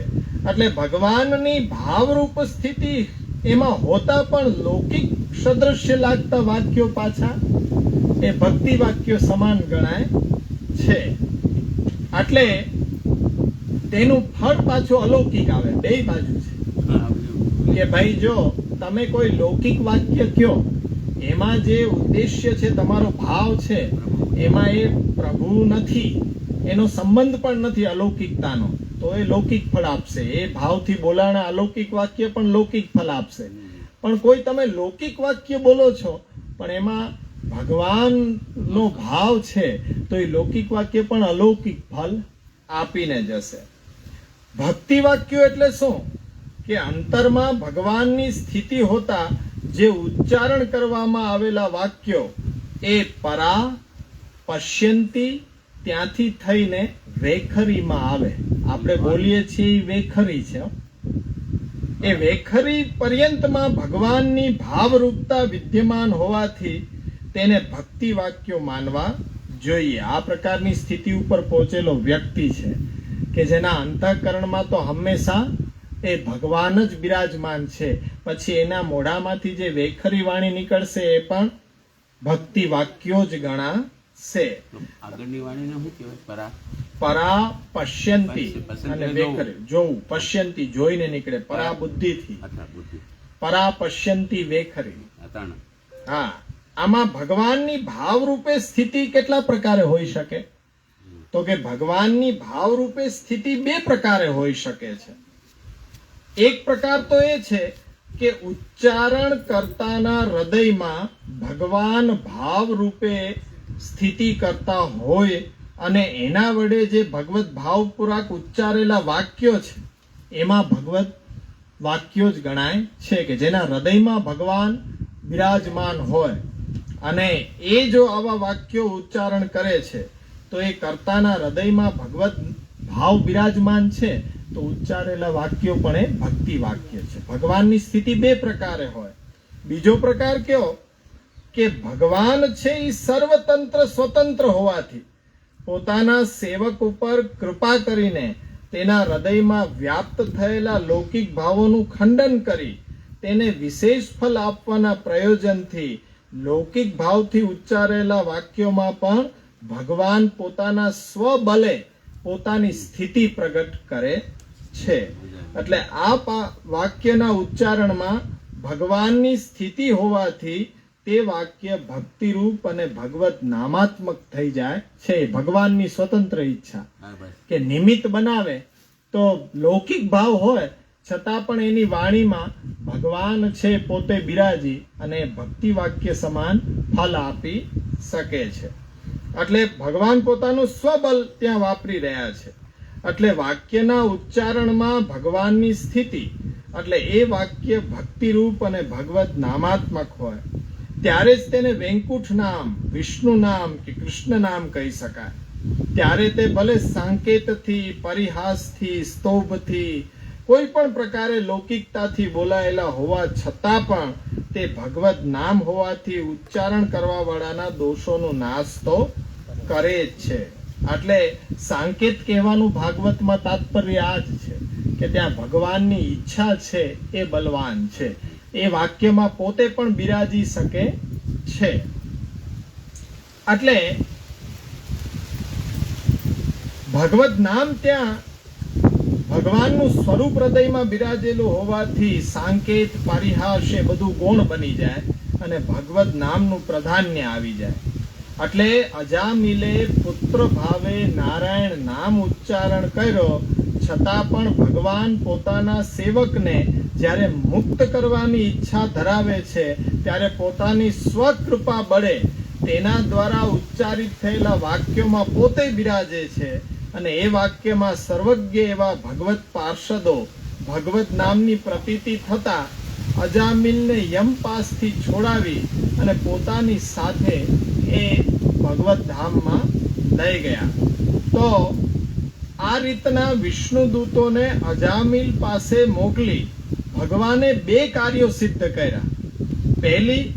પહેલું કાર્ય એ સિદ્ધ થયું કે ભાઈ અજામિલને યમપાસથી મુક્તિ મળી અને બીજું કાર્ય ભગવદીઓના દર્શનથી અજામિલમાં ભગવત સ્મરણ કરાવ્યું અને એમના સત્સંગથી ભગવત નામનું જ્ઞાન છે એમને જણાવી અને ભગવત સ્વરૂપનું જ્ઞાન થતા ભક્તિનું સ્થાપન અજામિલની અંદર થયું. આ પ્રકારે અજામિલ દ્વારા ઉચ્ચારેલા વાક્યમાં જો ભગવાનની સ્થિતિ ન હોય તો ખાલી અક્ષરાત્મક વાક્ય દોષ નિવારણ કરવામાં સમર્થ ન બની શકે. ખાલી એ તો અક્ષર છે. તો ત્યાં અહીંયા ઉદાહરણ પાછું આવી રહ્યું છે કે કામાત, ક્રોધાત, ભયાત, દ્વેષાદ્યથા ભક્તેશ્વરે મનઃ આવેશ્યમ તદ અઘમ હિત્વા હસત્વ તદ ગતિમ ગતાઃ. ભાગવત સપ્તમ સ્કંદની અંદર એ પ્રથમ અધ્યાયનો 29મો શ્લોક છે. એ જાણવો જોઈએ કે કામ, ક્રોધ, ભય કે દ્વેષથી કોઈ પણ પ્રકારે ભગવાનને ભજવામાં આવે તો તે ભગવત ગતિને જ પામે છે. એટલે ભગવાનને ભજવામાં આવે તો બીજું બધું છે એ ગૌણ છે. દ્વેષ છે, એ કામ છે, ક્રોધ છે, એ બધું ગૌણ થઈ જાય. ભગવાનને ભજવામાં આવે એવા ભાવથી તો એ ભાવ પણ ભગવાનને જ પમાડે છે. મુખ્ય શું છે? ભગવાનને ભજવા માટે. એટલે ત્યાં ક્રોધ, કામ એ બધું સાચું પણ ભગવાન સાથે સંબંધ કરાવવામાં એ કારણ બનવા જોઈએ. એટલે કોઈ પણ કૃષ્ણ નામની વ્યક્તિમાં ભગવત ગતિ શક્ય નથી. શિશુપાલ તો કૃષ્ણ ભગવાન છે માનવા જ તૈયાર નહોતો, પરંતુ તે તો કૃષ્ણને અતિ સાધારણ મનુષ્ય, તેમાં પણ અપૂજનીય, ગુણહીન એવા માનતો હતો. તેવી માન્યતા સાથે કૃષ્ણમાં એને વેર ભાવ હતો. તેમ છતાં પણ એ શિશુપાલની મુક્તિ થઈ ગઈ. કારણ કે કૃષ્ણની સાક્ષાત સ્વરૂપતઃ સ્થિતિ જ એમાં કારણ રૂપ છે. કૃષ્ણની સાક્ષાત સ્વરૂપતઃ સ્થિતિ હોતા પૂર્વના પોતાના સેવકને મુક્ત કરવાની ભગવાનની ઈચ્છા છે. કારણ કે આવો વેરભાવ પણ મુક્તિનું કારણ ત્યારે બન્યો. વેરભાવ હતો પણ સાક્ષાત ભગવાન સામે બિરાજી રહ્યા હતા ને. સ્થિતિ તો હતી. ભગવાનની સ્થિતિ છે એ કારણ બની કે વેરભાવથી આવી માન્યતા કે ભગવાનને ચાલો ભગવાન તરીકે તો ન માનતો પણ ઉત્તમ પુરુષ તરીકે પણ ન સમજતો હતો, અપૂજનીય ગુણ રહિત એ માનતો હતો, છતાં એની મુક્તિ કેમ થઈ? તો એ ભગવાનની સ્વરૂપતઃ સ્થિતિ ત્યાં કારણ રૂપ બની છે. કૃષ્ણ જેવી આકૃતિ વાળા પ્રદ્યુમ્ન વગેરેમાં તેનો વેરભાવ જો હોત તો તે મુક્તિનું કારણ બની શકત નહીં. અહીંયા ભગવત નામ જેવા વાક્યમાં પણ ભગવત નામ રૂપાત્મકતા તેનું ફલ જો જોવામાં આવે છે તેમાં કૃપાપૂર્વક ભગવાનની સ્થિતિ એ જ કારણ માત્ર છે. અન્યથા આ પ્રકારે કોઈ પણ અન્ય વ્યક્તિ સદૃશ વાક્યમાં સાંકેત વગેરે પ્રકારે ઉચ્ચારણ કરવામાં આવે તો તેનું ભગવત નામાત્મક ફલ થશે એમ કહેવામાં ભાગવતનું તાત્પર્ય નથી. તેથી જ અહીંયા યથા ભક્તેશ્વરે મનઃ, ભગવાનમાં મનનો નિવેશ અનિવાર્ય છે. જો ભગવાન સાક્ષાત સ્વરૂપે સ્થિતિ ન કરે તો પછી સાંકેત વગેરેથી કોઈ પણ કૃષ્ણ નામની વ્યક્તિમાં કામાદિક ભાવો રાખે તો નરક સિવાય બીજું કાંઈ પણ ફળ મળતું નથી. એટલે સપ્તમ સ્કંદનું વાક્ય છે કે નારદજી ત્યાં આપણને કહી રહ્યા છે કે ભાઈ ભાગવત 7મો સ્કંદ 1લો અધ્યાય અને 31મો શ્લોક છે. કતમો અપી ન વેનઃ સ્યાત પશ્ચાનામ પુરુષમ પ્રતિ તસ્માત કેનાપ્યુપાયેન મનઃ કૃષ્ણે નિવેશયેત. કામ, ભય, દ્વેષ, સંબંધ અને સ્નેહ આ પાંચેય પ્રકારોમાં વેન રાજાની ગણના ન હોવાથી વેન રાજાને તે ફળ ભગવત ગતિનું ન થયો. તેથી યેન કેન પ્રકારેણ, કોઈ પણ પ્રકારના ઉપાયથી મનનો કૃષ્ણમાં નિવેશ કરાવવો જોઈએ. એટલે નામ પ્રકારે ભગવત સંબંધ જ સર્વત્ર દોષ નિવારક અને મુક્તિદાયક બને છે તે આપણને અહીંયા જાણવા મળે છે. એટલે અહીંયા અજામિલનું જે દ્રષ્ટાંત આપવામાં આવ્યું એના ઉપરનો આ વિચાર હતો કે ભાઈ અજામિલના દ્રષ્ટાંતથી મહાપ્રભુજી આજ્ઞા કરવા માંગે છે કે ધર્મમાં દોષ ઉત્પન્ન થયો હોય કે પછી ધર્મ પાલન જેને કરવાનું છે તેમાં દોષ વ્યાપેલો હોય તેમજ તેવા દોષનું નિવારણ પણ જ્યાં શક્ય ન હોય એવી સ્થિતિમાં પણ ભગવાન છે આપણા એ સર્વ સમર્થ હોવાથી કૃપાબળ વડે સ્વ આશ્રિતોના દોષોનું પણ એ નિવારક બને છે. એટલે તેવાઓને પણ ભાવ સંબંધી સ્વ સંબંધી ફલ આપવામાં પણ ભગવાન સમર્થ છે. તેથી જીવે પોતાની સર્વ સ્થિતિમાં એકમાત્ર શ્રી કૃષ્ણનો જ આશ્રય કર્તવ્ય છે. કોઈ પણ સાધન સર્વ સ્થિતિમાં સર્વને તારવા માટે ક્યારેય સામર્થ્યવાન છે જ નહીં. એટલે ભગવાન જો પોતાના એવા સેવક જેણે પૂર્વમાં ધર્મનું આચરણ કરીને પણ સંગ દોષથી દુષ્ટ માર્ગમાં પ્રવેશીને સર્વ પ્રકારે ધર્મથી હીન અને અત્યંત ભયાનક નારકી ગતિને પ્રાપ્ત કરાવનાર એવા અધર્મથી યુક્ત થઈ ગયેલો હોવા છતાં પણ દીર્ઘકાલથી અધર્મથી સિદ્ધ થયેલ બુદ્ધિ હોવા છતાં પણ અંતકાળ સમયે મોહ વાસના છોડીને ભગવત સ્મરણહીન થયેલો હોવા છતાં પણ મારો સેવક છે એટલું જ વિચાર્યું ભગવાને. અને એના ઉચ્ચારેલા વાક્યમાં એ નામ મહાત્મયનો એ બોધ પણ ન હોવા છતાં પણ સ્વબલે પ્રભુએ બધું જ સિદ્ધ કરી આપ્યું. અહીં બહુ ધ્યાન દેવા જેવી બાબત છે કે ભગવાને એટલું જ ગણ્યું કે મારા છે ને, મારા છે ને. આપણું જીવન અંત સમયે પાછું એવું તો બનાવવું જ જોઈએ. મહાપ્રભુજી હમણાં આગળ આપણે જોશું કે આજ્ઞા કરે છે ને કે ભાઈ ભક્તિ માર્ગમાં ચાલવાના કોઈ આપણામાં લક્ષણો હોય નહીં વિવેક ધૈર્ય ભક્ત્યાદિ રહિસ્તસ્ય વિશેષતઃ પાપા શક્તસ્ય દિનસ્ય. એની બહુ ચિંતા નથી કે પાપાચરણમાં ખૂચેલા છો, એ અધર્મ કરવા વાળા છો, પણ અંત સમયે આપણી બુદ્ધિ જો ભગવત નામમાં સ્થિર થાય અને એ ભાવ જો પ્રભુ તદીયપણાનો આવે, આપણે જો કંઈ નથી કરી શકતા, ઘરમાં પ્રભુને પધરાવીને તત્સુખનો વિચાર આપણે નથી કરી શકતા, એક આપણે જડ સેવા પ્રકાર છે ને વળગી રહ્યા છીએ, તો પણ મહાપ્રભુજી કેવા આશ્વસ્ત કરે છે કે એ પ્રકાર તમે કરી રહ્યા છો એ જડતાનો પ્રકાર ભલે હોય, ભલે તમારું મન એમાં હોય નહીં, ખાલી ક્રિયા કરી રહ્યા છો, પણ એ ક્રિયા કોને લક્ષ્યમાં લઈને કરી રહ્યા છો? સંબંધ કોની એ ક્રિયા એ કોના માટે કરી રહ્યા છો? ચાલો ઘરનું કામ તો તમે તમારા માટે કરી રહ્યા છો, ઘરને સ્વચ્છ કરી રહ્યા છો, એ વસ્ત્ર ઇત્યાદિ બધું પ્રક્ષાલન થઈ રહ્યું છે તો તમારા માટે થઈ રહ્યું છે, પણ જે તમે 3 કલાક, જરૂરી નથી 24 કલાક, મહાપ્રભુજીને એવો આગ્રહ ક્યારેય છે જ નહીં કે અષ્ટયામની સેવા જ હોવી જોઈએ.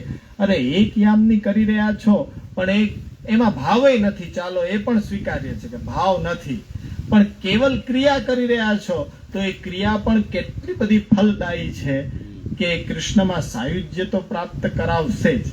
અને એ સાયુજ્ય ચતુર્વિધ મુક્તિનું સાયુજ્ય નથી હો, એ સાયુજ્ય સાક્ષાત અંતર્ગ્રહતાના ગોપીજનોને જેમ પોતાના શ્રીઅંગમાં સ્થાન આપ્યું એ સ્થાન તો નિશ્ચિત જ છે, કારણ કે એવી ક્રિયા પણ તમે કોને પુષ્ટિ પુરુષોત્તમને લક્ષ્યમાં રાખીને કરી રહ્યા છો ને, તો એ એટલા ઉત્તમમાં ઉત્તમ છે. પણ પ્રયત્ન તો આપણે કરવો જોઈએ ને, એવું થોડી છોડી દેવું જોઈએ કે હવે ક્રિયા થાય છે એનું ફલ એટલું છે ને એનાથી આપણે નિરાશ, એ તો થશે જ ને, એમ ન હોવું જોઈએ. પાછું મહાપ્રભુજી કહે છે કે આગળ તમે એમાંથી આગળ વધવાનો પ્રયત્ન કરો કે ચાલો એ ક્રિયા થશે તો પણ ચિંતાની બહુ બાબત નથી, ક્રિયા પણ ફલદાયની છે, પણ એને ક્રિયામાંથી તમે એ ભાવની અંદર પરિવર્તિત કરો.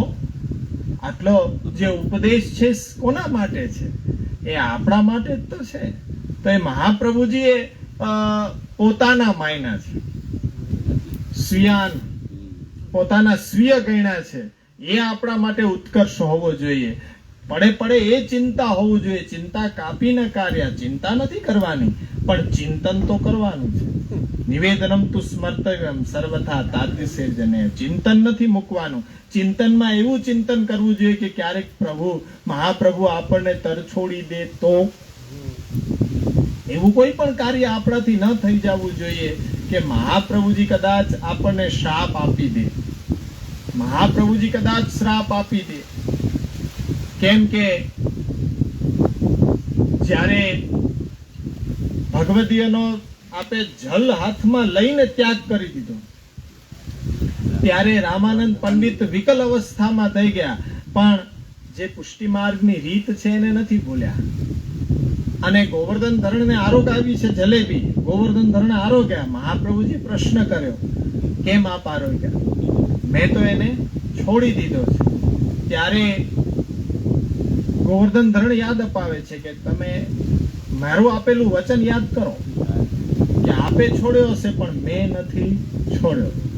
પણ એ ભાવ પ્રકાશમાં એનું કારણ શ્રી હરિરાયજી બતાવે છે કે મહાપ્રભુજીએ અંતઃકરણ પૂર્વક જો ત્યાગ કરી દીધો હોય તો ગોવર્ધન ધરણ કદાપી સ્વીકાર કરે જ નહીં. પણ લોક દ્રષ્ટિથી ત્યાં ત્યાગ છે, અંતઃકરણથી ત્યાગ નથી. અંતઃકરણથી ત્યાગ કોનો છે?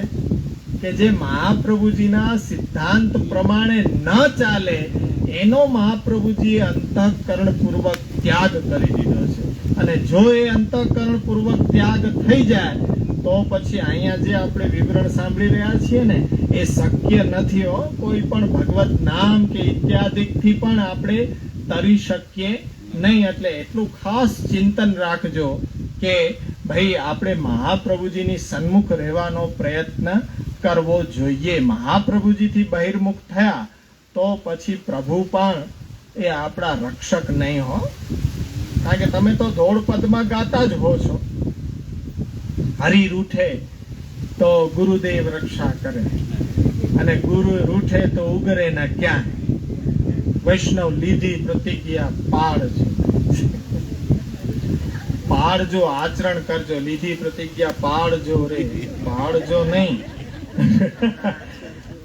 આચરણમાં લાવજો, પાડશો, છોડી ન દેતા. એ ગુરુદેવ રક્ષા કરે, શ્રી મહાપ્રભુજી રક્ષા કરશે. હો,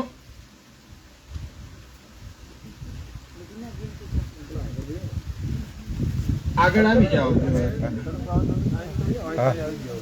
હા, આ બાજુ આવી જાઓ. ભગવત નામનું હા, પ્રકરણ કર્યું એક અજામિલના દ્વારા. આખું પ્રકરણ કેમ લેવું કેમ ન હા, લેવું. એ શું સમજવું એમ કે એની પાછળનું આ ગૂઢ રહસ્ય છે કે એવું તમે ન સમજી લે. અજામિલનું જ શા માટે લીધું? આદિ પદથી પાછા ગજેન્દ્ર ને ઇત્યાદિ ને નહીં. ગજબની વાત છે. હા, પણ એમાં સર્વ ટીકાઓનો આપણે સાર પાછો લે. રઘુનાથજીની તો આપણે અભ્યાસ કરીશું. નહીં એ સર્વ ટીકાકારોના આપસી મતાંતર છે ને એના ઉપરનું તારણ કે ભાઈ ભગવત નામ ઉચ્ચારણ છે તો એમાં ભક્તિનો ભાવ ન હોય તો એ ઉચ્ચારણ ફલદાયી કેવી રીતના નીવડવું, એ માટે.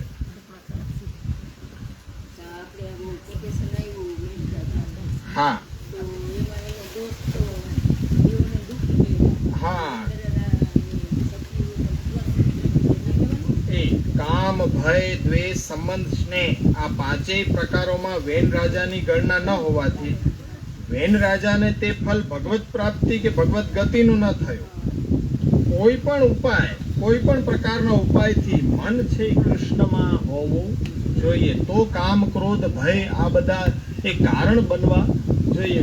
ચિત્ત જો કૃષ્ણમાં હશે તો શિશુપાલની જેમ ત્યાં પ્રભુ પણ એ સંબંધ કૃષ્ણ સાથે હોવો જોઈએ. તે ભય કેવો હોય, કામ કેવો, લોભ કેવો હોય. એટલે અહીંયા આપણે એ સમજ્યા કે પુત્રના અર્થે સાંકેત ઇત્યાદિક પ્રકારે લેવાયેલ નારાયણ નામ પણ મહાત્મયથી એ શ્રેષ્ઠ સિદ્ધિ આપે તો પછી સાંકેત ઇત્યાદિક પ્રકાર પર છોડીને પ્રેમ રહિત દશામાં પણ જો જીવ માત્ર વાણીથી પણ કૃષ્ણ એવ ગતિર્મમ, કૃષ્ણ એવ ગતિર્મમ, શ્રી કૃષ્ણ શરણમ મમ એ જેમ ભગવત શરણાગતિનું એ પ્રતિપાદન થતું હોય એવા વાક્યનું રટણ, સ્મરણ વગેરે જો કરતો રહે તો નિશ્ચિંત એમાં નિશ્ચિત રૂપે કલ્યાણ જીવનું છે ને છે.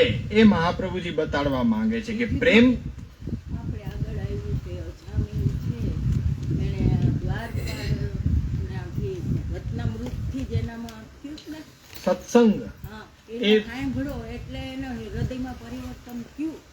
તો આપણે જે દ્વારપાળ હોય એ ભગવત સ્વરૂપ જ લેવાના. હા, ભગવત સ્વરૂપ ભગવાનના સ્વરૂપ પાર્ષદો છે. પાર્ષદો છે. અને એ ભગવત નામનું મહાત્મય યમદૂતોને સંભળાવે છે. એના દ્વારા ભગવત સત્સંગ, ભગવત સત્સંગ દ્વારા ભગવત ભક્તિનું સ્થાપન અને ભગવત ભક્તિ દ્વારા અવૃતો જે સમાજ વાક્ય હા, હા,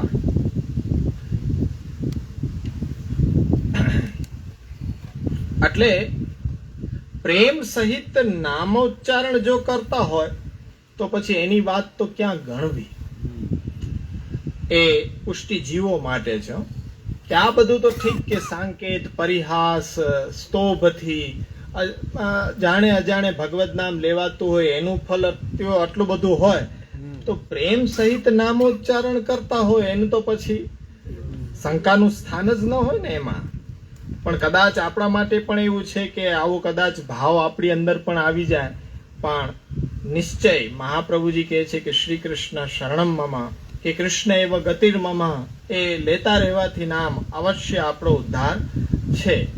એટલે કારણ શું છે કે ભગવાન છે એ સર્વ સામર્થ્યવાન છે.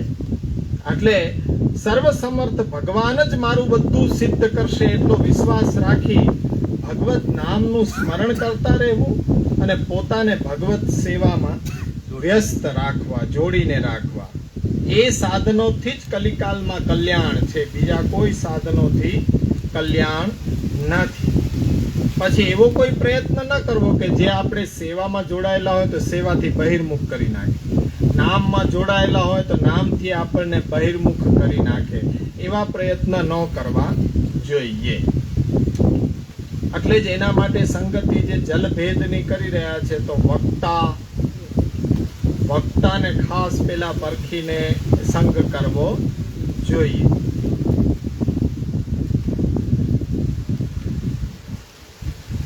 વર્તમાનનો પ્રસંગ થોડોક વિચિત્ર છે. એના માટે તમને આ પૂજ્ય દાદાભાઈ દ્વારા એક સિરીઝ ચાલુ કરવામાં આવી આખી, આપણા શ્રીનાથજી.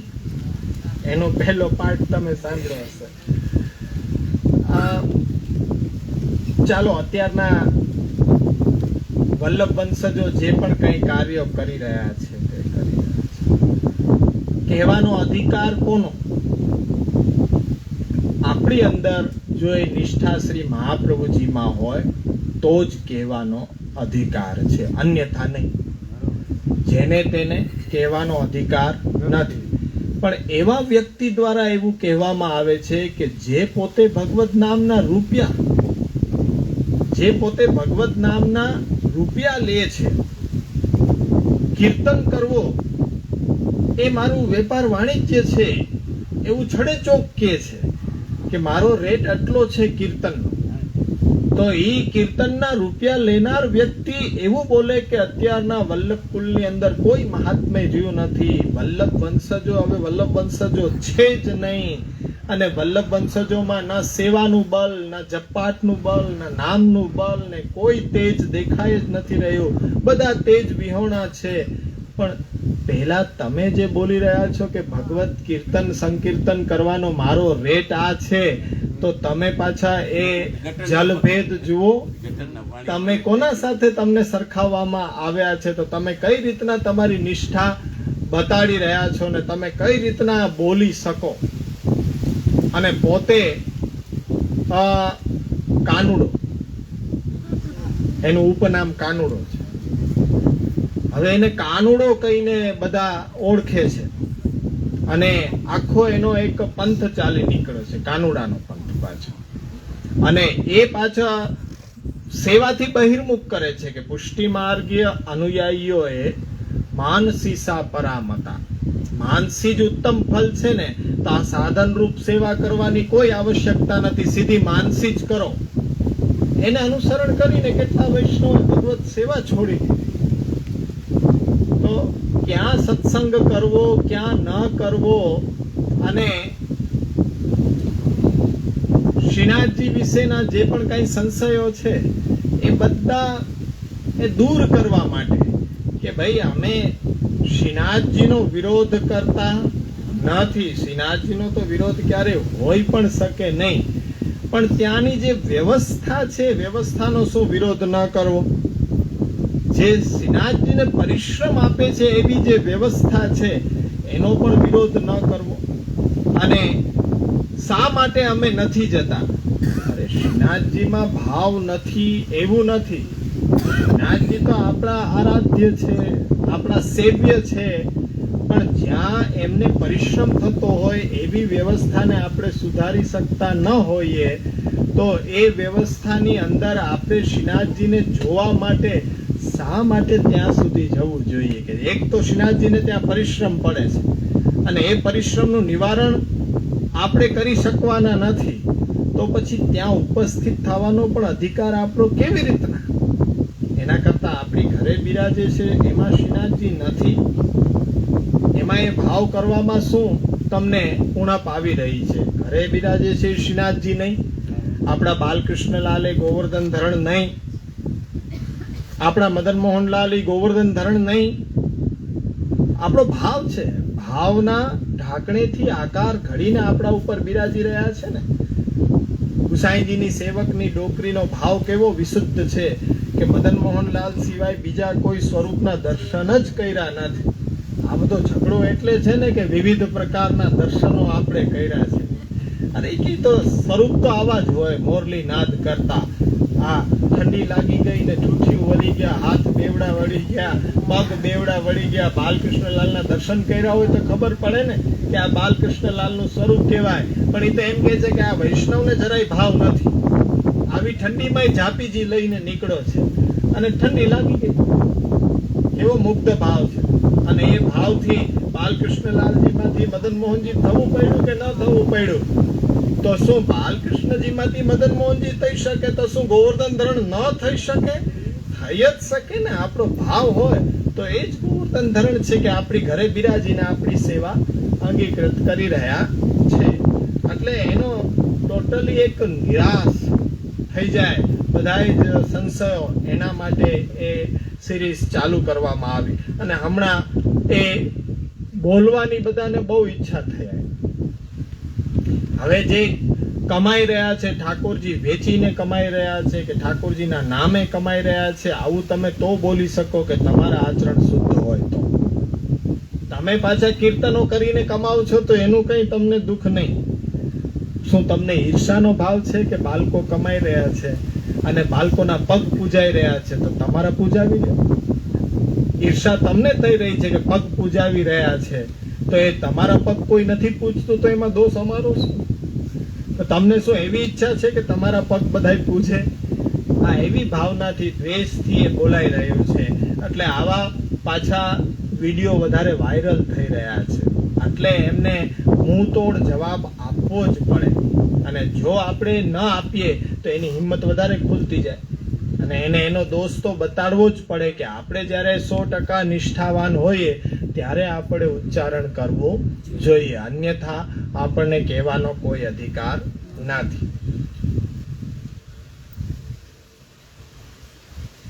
અજામિલાદિ આદિપદ જ્યાં હવે આવી રહ્યું છે ત્યાં આપણે જોયું કે અજામિલાદિ સદૃશાનામ અનેકાનામ અનેકો દોષ દુષ્ટાનામ પ્રાયશ્ચિતાદિનાદિ શુદ્ધ અસંભાવા યે દોષામ તેષામ દોષાણામ એ સ્વસેવકો ભયમિતિ મન્યમાનો ભગવાન સ્વકૃપયા સાધનેન વિનાશક ઇતિ અસ્માકં મમચ્ચ ભવતામ અનુભવે સ્થિત ઇતિ. પોતાના સેવક તરીકે જે રહેલા વૈષ્ણવોનો પણ આની અંદર સમાવેશ થઈ જાય છે. કૃષ્ણાશ્રયમાં જે ધર્મનો નાશ કહેવાય છે તો શ્રી આચાર્ય ચરણના પ્રાદુર્ભાવ કાળના સમયના પૂર્વમાં પ્રાપ્ત થાય છે અને 100 સોમયજ્ઞ પૂર્ણ થતા તેના ફલ રૂપે શ્રી વલ્લભના સ્વરૂપમાં આચાર્ય રૂપમાં ભગવત પ્રાગટ્ય થયો.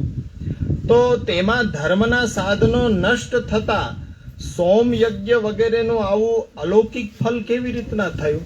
મહાપ્રભુજીના સમય પહેલા જો આ પરિસ્થિતિ હોય, કૃષ્ણાશ્રયમાં બતાડેલા સર્વ માર્ગેશુ નષ્ટેશુ, તો 100 સોમયજ્ઞનું ફલ ભગવત પ્રાગટ્ય કેવી રીતના થયું? તેમ છતાં ભગવાને પોતાના બલે જ કર્મની પૂર્તિ કરી અને યજ્ઞમાંથી પ્રગટ થઈને જો પ્રાદુર્ભાવ થશે એવું વરદાન આપ્યું અને પ્રગટ થયા. તેમાં પણ કારણ શું છે કે નિજજનોને કૃષ્ણની ભક્તિનું દાન કરીને એમનો ઉદ્ધાર કરવો, એ જ માત્ર કારણ છે. એટલે જ વરદાન આપ્યું હતું મહાપ્રભુજીના પૂર્વજોને કે 100 સોમયજ્ઞ પૂર્ણ થશે ત્યારે મારું પ્રાગટ્ય થશે. એ વરદાન છે. તો એ કર્મની પૂર્તિ કોણે કરી આપી? ભગવાને સ્વયં. અત્યારના સમયમાં નહીં કરી આપ્યો, ત્યારે ભગવદ ઈચ્છા હતી એ રીતના પ્રાગટ્ય લઈ કૃષ્ણ ભક્તિમાં જોડી દેવી જીવોનો ઉદ્ધાર કરવાની. વર્તમાન સમયમાં એવી કોઈ આજ્ઞા થવાનો કોઈ સંભાવના પણ નથી. એટલે અત્યારના સમયની અંદર તેમાં આપણે જોડાવવું એ યોગ્ય કહેવાતું નથી. પછી તો હવે તુંડે તુંડે મતિર ભિન્ના, જેને જેવી પ્રભુ પ્રેરણા કરે કે હજી મારા સુધી નહીં પહોંચવા દઉં તો પછી ત્યાં આટા મરાવે, ત્યાં પ્રદક્ષિણા કરાવે. એટલે એ હવે ધૂંધળું દેખાતું હોય તો આપણે ડોક્ટરને બતાડવું જોઈએ. સ્પષ્ટ રૂપે આપણા સ્વરૂપમાં કૃષ્ણની ઝાંખી ન થતી હોય, કંઈક પ્રયત્ન ઘરે રહીને ભગવત નામ શ્રીમદ ભાગવતનું પઠન વાંચન મનન કરવું જોઈએ. પણ ધુવાડામાં કે અગ્નિ શિખામાં સ્વરૂપને ગોતવા જવું એ તો વળી પાછો હવે આવો ડોક્ટર કયો કે હવે આંખમાં ઘરે દર્શન નથી થતા સ્પષ્ટ, ને અગ્નિ શિખામાં કયું સ્વરૂપ ક્યારે અહીંયા પ્રગટ થાય એ અમને ખબર ન હોય. એમાં જેવી આકૃતિ તમને દેખાય એ સ્વરૂપી કે પ્રગટ થયો. આજ તો મદન મોહનજી પ્રગટ થયા, આજ તો નરસિંહ ભગવાન પ્રગટ થયા. જે સમય ચાલતો હોય ત્યાં એ પ્રગટ થઈ જાય.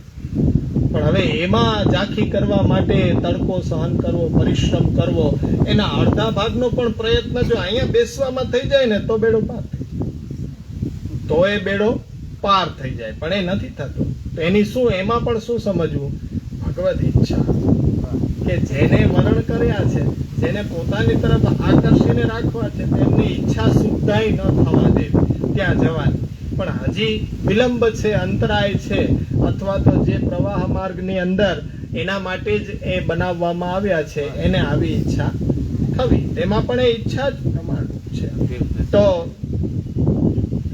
નાવીર ભૂયાત ભવાંશ ચેદ અધિ ધરણી તલમ ભૂતનાથો દિતાસન માર્ગત્પાંદ તુલ્યા નિગમ પથગતો દેવ સર્ગે બીજાત.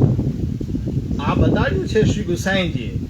એવી જ રીતે શ્રી મહાપ્રભુજીના પ્રાદુર્ભાવ પછી પણ ભક્તિના ઉપદેશથી ભગવત સેવાની ઈચ્છાવાળા થવા છતાં પણ નિર્દોષ બ્રહ્મનું સદોષ જીવ વડે કેવી રીતે સેવન શક્ય, કેવી રીતે એની સેવા કરવાનો અધિકાર અને સેવાનો સાક્ષાત ભગવાન દ્વારા અંગીકાર ન થાય તો તે સેવા માત્ર ક્રિયા રહી જાય, આધિદૈવિક ન બની શકે. આવી ગૂંચવણ અનુભવતા એ નિરાશ અન્ય કોઈ પણ પ્રકારે શક્ય ન બનતા ભક્ત પ્રાર્થના કે ગુરુ પ્રાર્થના વિના માત્ર પોતાના સેવકો પ્રત્યે આત્મીયતાનો ભાવ પ્રભુએ બતાડીને કૃપા વિચારીને પંચાક્ષર બ્રહ્મસમન મંત્રનું દાન શ્રી મહાપ્રભુજીને કર્યું અને આજ્ઞા કરી કે આ મંત્ર દ્વારા આપ જે જીવોનો અંગીકાર કરાવો તેના અંગીકારમાં અવરોધક બનતા સર્વ દોષો દૂર થઈને એ જીવનો સાક્ષાત અંગીકાર કરીશ અને સર્વ સેવા સર્વ નિવેદિત પદાર્થોનો હું સાક્ષાત ઉપભોગ કરીશ. એટલે બ્રહ્મ સંબંધ કરનાર સર્વેશામ તે જીવયોહો સર્વદોષ નિવૃત્તિ સિદ્ધાંત રહસ્ય ગ્રંથ આપણને કહે છે. તો અનેક દોષથી ભરાયેલા જીવને એ કૃપાપૂર્વક ભક્તિ યોગ્ય બનાવી અને પ્રભુ તે આપણા બધા દ્વારા થઈ રહેલી સેવા અને સેવામાં અન્ન વસ્ત્ર જલ ફલ વગેરે જે પણ નિવેદિત થાય એનો પુષ્ટિ ભાવે પ્રભુ અંગીકાર કરે અને પ્રત્યક્ષ આપણા અનુભવમાં આવી સ્થિતિ આવે એના માટે મહાપ્રભુજી કહે છે નાસકો અનુભવે સ્થિતા. એ આ દોષ દૂર કરે છે ને સાક્ષાત પ્રભુએ ઉપભોગ કરે છે, અંગીકાર કરે છે. આવી અનુભૂતિ આપણી અંદર પણ એ જગાવવા માટે આ ભગવત સેવાનો પ્રકાર પુષ્ટિ માર્ગની અંદર પણ આધુનિક સમયમાં પ્રભુ શરણાગતોના દોષનો નાશ કરે અને ભક્તિનું દાન કરે છે અને કરાયેલી ભક્તિને સ્વીકારે છે. તો એ આપણે રોજ ગાઈ રહ્યા છીએ કે જય જય જય શ્રી વિઠ્ઠલેશ પ્રભુ, એ વલ્લભ પ્રભુ વિઠ્ઠલેશ સાથે નિજ જન પર કરત કૃપા ધરત હાથ માતે દોષ સબે દૂર કરત ભક્તિ ભાવ હિયે ધરત. એટલે ત્યાં શ્રી હરિરાયજી પણ એમ કહે છે કે કાહે કો દેહ દમત સાધન કર મૂરખ જન વિદ્યમાન આનંદ કંદ તજ ચલત ક્યો અપાથે.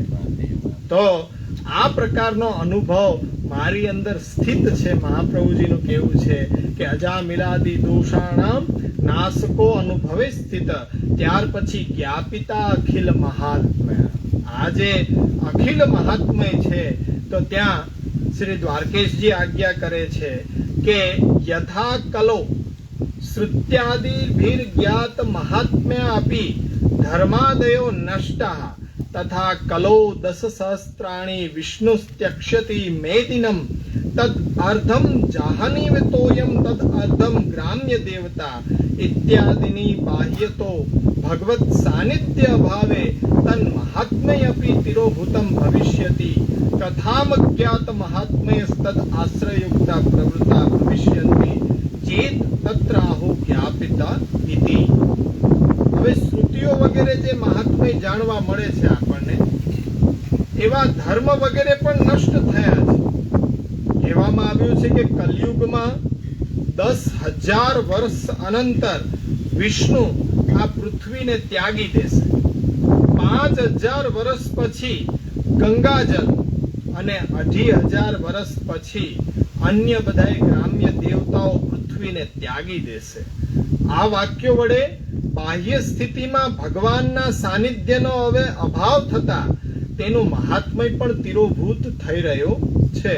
હવે લોકોને આ મહાત્મય જાણી શકાય એવું નથી, અને તેવાઓ ભગવદ આશ્રયમાં જે કહેવાયું છે એ પ્રકારમાં શું કેવી રીતના પ્રવૃત્ત થશે? જ્યારે આટલા વાક્યો તમને મળતા હોય કે જ્યારે બાહ્ય પ્રદેશોમાં ભગવાનનું સાનિધ્ય કે એનો મહાત્મય જ નથી રહ્યો, તો પછી ભગવદ આશ્રયમાં પ્રવૃત્ત કેવી રીતના થવું? તો આ જ્ઞાપિતા અખિલ મહાત્મય જે છે કે અખિલ ભક્તો વડે શ્રુતિ, પુરાણ, શ્રીમદ ભાગવત વગેરે વડે સાક્ષાત અથવા પરંપરા વડે જેનો આ અખિલ મહાત્મય આપણને જાણવામાં આવે છે. હવે કોઈ એ બહાર નથી રહ્યો. શ્રી વ્રજરાયજી પણ એ જ આજ્ઞા કરે છે કે સર્વ પાપોનો નાશ કરનારા ભગવાન છે, ભગવાનનું નામ છે, એવો અનુભવ અમને આ વિષયો દ્વારા થઈ રહ્યો છે. અને તેવા સમગ્ર મહાત્મયનું જ્ઞાપન અમને કરાવેલું છે. એ કોણે કરાવ્યું? તો કે ભગવાન છે. ભગવાન દોષના નાશક પણ છે અને મહાત્મય જ્ઞાપન કરાવનારા પણ છે. આના વડે એમ જ્ઞાપિત કર્યું છે કે શરણાગતને એ માયાતરણ થતા પ્રતિબંધ કરનારનો અભાવ હોવાથી પોતાની મેળે જ આપે મહાત્મય પ્રગટ કર્યો. તેથી કરીને એ આ વાક્યોની અંદર શ્રી આચાર્ય ચરણની એ ઉક્તિની અંદર બંનેમાં વિશ્વાસ રાખીને ભગવદ આશ્રય કરાતા ભગવાન જ બીજા બધા સાધનોની અપેક્ષા વિના બધું જ જ્ઞાન કરાવશે અને આપણી સામે ઉપસ્થિત પણ થશે. એટલે પુષ્ટિ લીલા રૂપ અખિલ મહાત્મય જેના વડે જ્ઞાપિત થઈ રહ્યું છે તેવા ભગવાન પોતાના તેવા મહાત્મયનું જ્ઞાન કરાવે. તેથી જ બ્રજમાં રહેલા ભક્તોને પણ લીલાનો અનુભવ સ્વયં જ કરાવ્યો છે. આ પરિસ્થિતિમાં પણ એ પોતે જ આપણને જ્ઞાન કરાવશે. જ્ઞાપિતા અખિલ મહાત્મય, જ્યારે ભગવાન બધું જ કરી દે છે, દોષનો નાશ કરે છે, પોતાના મહાત્મયને જણાવે છે, ભક્તિ પણ ભગવાન જ તો દાન કરે છે અને મુક્તિ પણ ભગવાન જ દાન કરે છે, તો પછી જીવના ભાગે તો હવે શું કર્તવ્ય? બધું જ ભગવાન કરી દે તો હવે આપણે શું કરવાનું? તો ત્યાં મહાપ્રભુજી કહે છે કૃષ્ણ એવ ગતિર્મમ. મુખ્ય તો આપણું આ છે, કૃષ્ણ એવ ગતિર્મમ. જો કૃષ્ણનો આશ્રય દ્રઢ રાખશું તો આ બધું કૃષ્ણ આપણા માટે કરવા તત્પર છે. તો અહીંયા એમ સ્પષ્ટ કહેવામાં આવ્યું છે કે ભગવાન કઈ દુનિયાના ઝાડા ઝાટકવા બુહારી હાથમાં ધરીને ઊભા નથી, પરંતુ પોતાના સેવકો છે, શરણાગતો છે, સ્વ આશ્રિતો છે, તેમના અર્થે ભગવાન આ બધું કાર્ય કરવા તત્પર છે. બધાય માટે નથી હો. એટલે પ્રથમ આપણે શું કર્તવ્ય છે? ભગવદ આશ્રય. એ ભગવદ આશ્રય કર્તવ્ય છે. ભગવદ આશ્રયના અભાવે સ્વધર્મનો નિર્વાહ કરવો એ કર્તવ્ય છે. તો મહાપ્રભુજી સ્વસ્યાયમેવ ધર્મો હિ, પોતાનો જ આ જ ધર્મ છે. શું ધર્મ છે? કે સર્વ ભાવેન પ્રજાધીપ સેવ્ય. એ સર્વ ભાવથી પ્રજાધીપનું સેવન કરો અને એ બ્રજેશ્વર કૃષ્ણને ભજો. કૃષ્ણ ભજન એ સ્વધર્મ નહીં, પણ સર્વદા કૃષ્ણ ભજન કરવું એ જ સ્વધર્મ બતાય. એટલે સર્વદા શબ્દથી એ પ્રાસંગિક કે કોઈ સમય ઉપર કૃષ્ણ ભજન કરવું, કે જેમ સમય ઉપર દાન આપવું, સમય ઉપર સ્નાન કરવું, સમય ઉપર જપપાઠ કરવા, સમય ઉપર શ્રાદ્ધ ઇત્યાદિ કર્મ કરવાના જે ધર્મની માફક આ ધર્મ નથી, પણ સર્વથા વિચલિત થયા વિના માત્ર તદીયપણાના ભાવનથી કૃષ્ણનું ભજન દેહ ધર્મતઃ નહીં પણ આત્મ ધર્મતઃ કરવું એ જ સર્વદા સર્વ ભાવેન ભજનીયો વ્રજાધીપ. આ દાસ્ય ધર્મ એ આપણો સ્વધર્મ છે અને હું ભગવાનનો દાસ છું એમ અનુભવ પછી દાસનો જે ધર્મ, જે કર્તવ્ય શેષ રહે છે એ જ આપણો સ્વધર્મ છે. એટલે એક વાર્તા છે કે અરબસ્તાનના બાદશાહે એ જમાનાની પ્રથા મુજબ કેટલાક ગુલામ છે ખરીદીને મંગાવ્યા. ગુલામોને દરબારમાં હાજર કરાયા. બાદશાહે રિવાજ એક ઘડી ઘડેલો હતો. બધાને પ્રશ્ન કર્યા. એમાં એક ગુલામને બાદશાહે પૂછ્યું કે તારું નામ શું છે? તો ગુલામે જવાબ આપ્યો કે માલિક જે નામથી બોલાવે એ મારું નામ. તો ત્યારે બાદશાહે પૂછ્યું કે તું શું ખાઈશ, તારે શું ખાવાનું પસંદ? ત્યારે એમણે કીધું કે માલિક જે આપશે એ મને ભાવશે. એટલે બાદશાહે પૂછ્યું કે તું શું પહેરવાનું પસંદ કરીશ? ત્યારે ગુલામે જવાબ આપ્યો કે માલિક જે પહેરાવે એ મને પસંદ. તો બધા પ્રશ્નનો તું સરખો જવાબ કેમ નથી આપતો? બધામાં એમ કેમ કહે છે કે માલિકની ઈચ્છા હોય એ મને પસંદ છે? ત્યારે ગુલામે ચોખવટ કરી કે મને જ્યારે ખરીદ્યો ને ત્યારથી હું તમારી મિલકત છું. હવે મિલકતને તમે જે નામ આપો એ મિલકતનું નામ હોય. હવે મારા પહેલાના નામથી મારો શું સંબંધ? આ બધા પ્રશ્નોનો ઉત્તર મારો એક જ છે કે દાસ ધર્મ. હવે આમાં મારો દાસ ધર્મ છે. હવે પહેલાનો સંબંધ કે પહેલાનો આ બ્રહ્મ સંબંધ, પહેલાનો સંબંધ, પહેલાનું નામ, હવે એનાથી મારે કઈ સંબંધ જ નથી. હવે તો જે સ્વામી નામ આપે એ મારું નામ, જે સ્વામી આપે કૃષ્ણ અધરામૃતા સ્વાદ, એ જ હવે મારો સ્વાદ. હવે એ જ પ્રભુના જે નિવેદિત થયેલા પદાર્થો છે એ જ મારું જીવન. એટલે હવે આ દાસ ધર્મ છે કે પોતાના અર્થે કે પોતાના રૂપે કઈ મારે વિચારવાનું રહે જ નહીં. હવે ભગવાનનો દાસ એટલો જ વિચાર રાખી ભગવાન જે પ્રકારે પોતાની સેવાનું કાર્ય કરાવે એ મારે કરવાનું, એ મારો ધર્મ સમજવાનો. હવે ભગવત ભજન, ભગવદ આશ્રય એ જ મારું કર્તવ્ય. દોષ નિવારણ, પાપોથી મુક્તિ એ તો બધું ભગવાનનું કાર્ય છે, મારું કાર્ય નથી. એ ભગવાન કરશે, હું મારા કાર્યમાં પ્રમાણિક રહીશ. તો ભગવાન તો સત્ય સંકલ્પી છે. સત્ય સંકલ્પ તો વિષ્ણુ હિ નાન્યથા તો કરિષ્યતિ. એટલે હવે તો મારે કોઈ ઉદ્યમ કરવાનો રહ્યો નહીં. માત્ર ભગવત સેવા એ જ મારો ધર્મ અને ભગવદીયનો વૈષ્ણવનો ધર્મ પુરુષાર્થ છે. તો હું દાસ છું, હે કૃષ્ણ હું તારો છું. આને અનુલક્ષીને એ મહાપ્રભુજી કહે છે કે અજા મિલાદિ દોષાણામ નાસકો અનુભવે સ્થિત વ્યાપિતા અખિલ મહાત્મય. કૃષ્ણ અખિલ મહાત્મય છે. એ તો આજે આપણને બહાર ક્યાંય ન દેખાય, પણ આચાર્ય વચનોની અંદર તો આપણને એક વિષય કેટલા બધા ગ્રંથોની અંદર પ્રવેશ કરાવે, પણ એ રીતના અભ્યાસ થાય તો. બાકી ખાલી અર્થ અનુસંધાન લેવું હોય તો કલાકમાં પણ કૃષ્ણાશ્રય પૂર્ણ કરી શકાય. પણ આપણે તો બધી જગ્યાએથી સાર લઈ અને દરેક વિષયોની અંદર પ્રવેશ કરીને આ ગ્રંથનો અભ્યાસ કરવો છે. ત્યાર પછી એ 8મો શ્લોક પ્રાકૃતા સકલા દેવા ગણિતાનંદકમ બૃહદ પૂર્ણાનંદો હરિસ્તસ્મા કૃષ્ણ એવ ગતિર્મમ.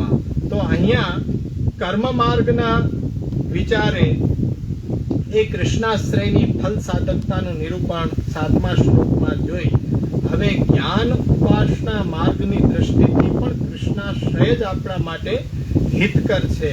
એ 8મા શ્લોકમાં આપણે આવતા વખતે જોશું. આપણો નિયમ છે કે એક વિષયને આપણે એક શ્લોકને એક વર્ગની અંદર પૂર્ણ કરીએ છીએ, જેથી સાંભળવામાં પણ સરળતા રહે. અને ભલે સાક્ષાત ઓછા લોકો લાભ લઈ રહ્યા છે, પણ પરોક્ષ રૂપે ખરેખર આનંદ થાય કે એવી એવી જગ્યા ઉપર કે જ્યાં આપણે કલ્પના પણ ન કરી શકીએ, કે જે દૂરના ગ્રામ્ય વિસ્તારો છે, કે જ્યાં આવી રીતના સત્સંગનો લાભ એ લેવો બહુ એમની માટે કલ્પના જેવી વાત છે. પણ એમને આ માધ્યમથી મળી રહ્યો છે, ત્યાં સાંભળી રહ્યા છે. કેટલા ગ્રામ્ય વિસ્તારોની અંદર હમણાં અનુભવ એ જ થયો કે પરમ દિવસે કેશોદમાં પધારવાનું થયું અને ત્યાં વૈષ્ણવો એ ખેડ વિસ્તારમાંથી ત્યાં ઉપસ્થિત હતા અને એમણે બહુ સુંદર વાત કહી કે અત્યાર સુધી અમને વર્ષમાં એકાદ વાર કે એવો લાભ મળી રહ્યો હતો, પણ હવે તો અમે દર શુક્રવારે એ આપના વચનામૃત સાંભળીએ છીએ અને ગ્રંથોનો અભ્યાસ કરીએ છીએ. બાકી આ ગામડાઓમાં ક્યાંથી અમને પ્રાપ્ત થાય? પણ એના માધ્યમે ભલે અહીંયા 5 જ જણા હોય, અહીં તો સંખ્યા વધારે છે, પણ 5 જ જણા હોય, પણ એમના માટે આપણે ખાસ આ ચલાવવાનું છે. એમણે એવું માંગ્યું છે કે ભાઈ આ ઓનલાઈન તો બંધ જ થવું જોઈએ નહીં, કારણ કે અમને ઘરે બેઠા બેઠા અને ઘણાને આ વાતાવરણ સ્પર્શી ગયું છે. આ વાતાવરણ સ્પર્શી ગયું છે. તો એમાં એ ગ્રામ્ય વિસ્તારમાંથી એમના ઘરના દીકરાઓ દીકરીઓ એ જુનાગઢમાં આવીને રહેવા આવ્યા છે. તો એમણે એડ્રેસ માંગ્યું કે આ જગ્યાનું એડ્રેસ અમને આપો. એમના વડીલો એમ કહેતા હતા કે ત્યાં આવા વાતાવરણમાં બેસીને આવું પાછું ક્યાંથી, આપણે વાડીએ ખેતરે તો ખૂબ રહ્યા છીએ, પણ ત્યાં મહાપ્રભુજીના એ ગ્રંથોનું અધ્યયન ક્યાંથી? એટલે તમે ખાસ ત્યાં જજો. એટલે એમનો આગ્રહ પણ એવો છે. અને બધા એવું સેવી રહ્યા છે કે અમે જ્યારે જુનાગઢ આવીએ ને ત્યારે શુક્રવારે જ અમે આવીએ. એટલે એ લોકોએ પરમ દિવસે જ મને કીધું કે અમે જુનાગઢ આવવાના છીએ પણ શુક્રવારે જ આવશું, જેથી અમને ત્યાં બેસીને આ આનંદ લેવો છે. અમને જોતા એટલો આનંદ આવે છે કે આવા વાતાવરણની અંદર આપ ક્યાં બિરાજો છો, કે એ રીતના વાડીની અંદર. હવે એ તો કહેવાય તો નહીં કે અમારી વાડી છે કે આ ખેતર છે કે આવા આહલાદક વાતાવરણમાં શુક્રવારે કે અમે શુક્રવારે ત્યાં આવવા માંગીએ છીએ. એટલે બહારના લોકોની જિજ્ઞાસા એટલી છે, પણ ઘર આંગણે ગંગા વહેતી હોય તો પછી એનું કોઈ મહાત્મય આપણને જાજુ લાગે નહીં. બહારના લોકો કહે છે જુનાગઢ વાળા ભાગ્યવાન કે દર શુક્રવારે કે આવા આહલાદક વાતાવરણમાં બેસીને વચનામૃત સાંભળવાનો લાવો લેવા જેવો છે. અમારે એક વખત આવું છે કે અમે કે વાહન બાંધીને આવશું, પણ શુક્રવારે આવશું બપોરના સમયે, કે સીધા અહીંયા જ પહોંચીએ. તો એ ખરેખર આનંદ થાય કે આ કોઈ ને કોઈ માધ્યમથી મહાપ્રભુજીની વાણી એ આપ સૌ સુધી પહોંચી રહી છે. અને સૌથી વધારે આનંદ એનો કે નિમિત્ત અમે છીએ. આ નિમિત્ત બનવામાં પણ એટલો આનંદ છે. એટલે આજે અહીંયા જ આશ્રયનું પદગાન કરી અને આપણે વિરામ લઈએ. હા હા હા એમણે એક આ કીર્તન એ શીખા છે અને સારું શીખવાડે છે. એટલે એમણે એવું મને ફોન કર્યો કે જુનાગઢની આસપાસ હું રહું, જુનાગઢમાં ન રહું, એટલે આ જગ્યા ઉપર હું નિરંતર આવી શકું અને સાંભળી શકું. કારણ કે મને આવું જ વાતાવરણ કે વધારે રૂચે છે અને હું એકાંત પ્રિય છું. એમ કે બહુ મને ભીડમાં રહેવાનું નથી ગમતું. છોકરાઓ બીજે રહે છે એટલે જ હું અહીં કુકાવામાં રહું છું, પણ આ નિત્ય સાંભળું છું. પણ મને આવવાની ખૂબ ઈચ્છા છે. એટલે મને ક્યાંક એવો કોઈ બતાડે કે આજુબાજુ રહેવાની વ્યવસ્થા હોય ગામડાઓમાં, તો શુક્રવારે તો ત્યાં પહોંચી જ શકું. એટલે મેં તમારો નંબર આપ્યો હતો, એટલે ફોન કર્યો હશે. હા, એટલે ઠાકોરજી પધરાવીને હું રહી શકું. અને ભગવત કૃપાથી મને કીર્તન આવડે છે, તો જેને કીર્તન શીખવાની ઈચ્છા હોય તો હું પદ્ધતિસર શીખવી પણ શકું છું એમ. અને અભ્યાસ મારે કરવો છે. એટલે હવે આ જ રીતના રહેવું છે શેષ જીવન, કાંઈ બીજું કાર્ય હા નક્કી કર્યું છે.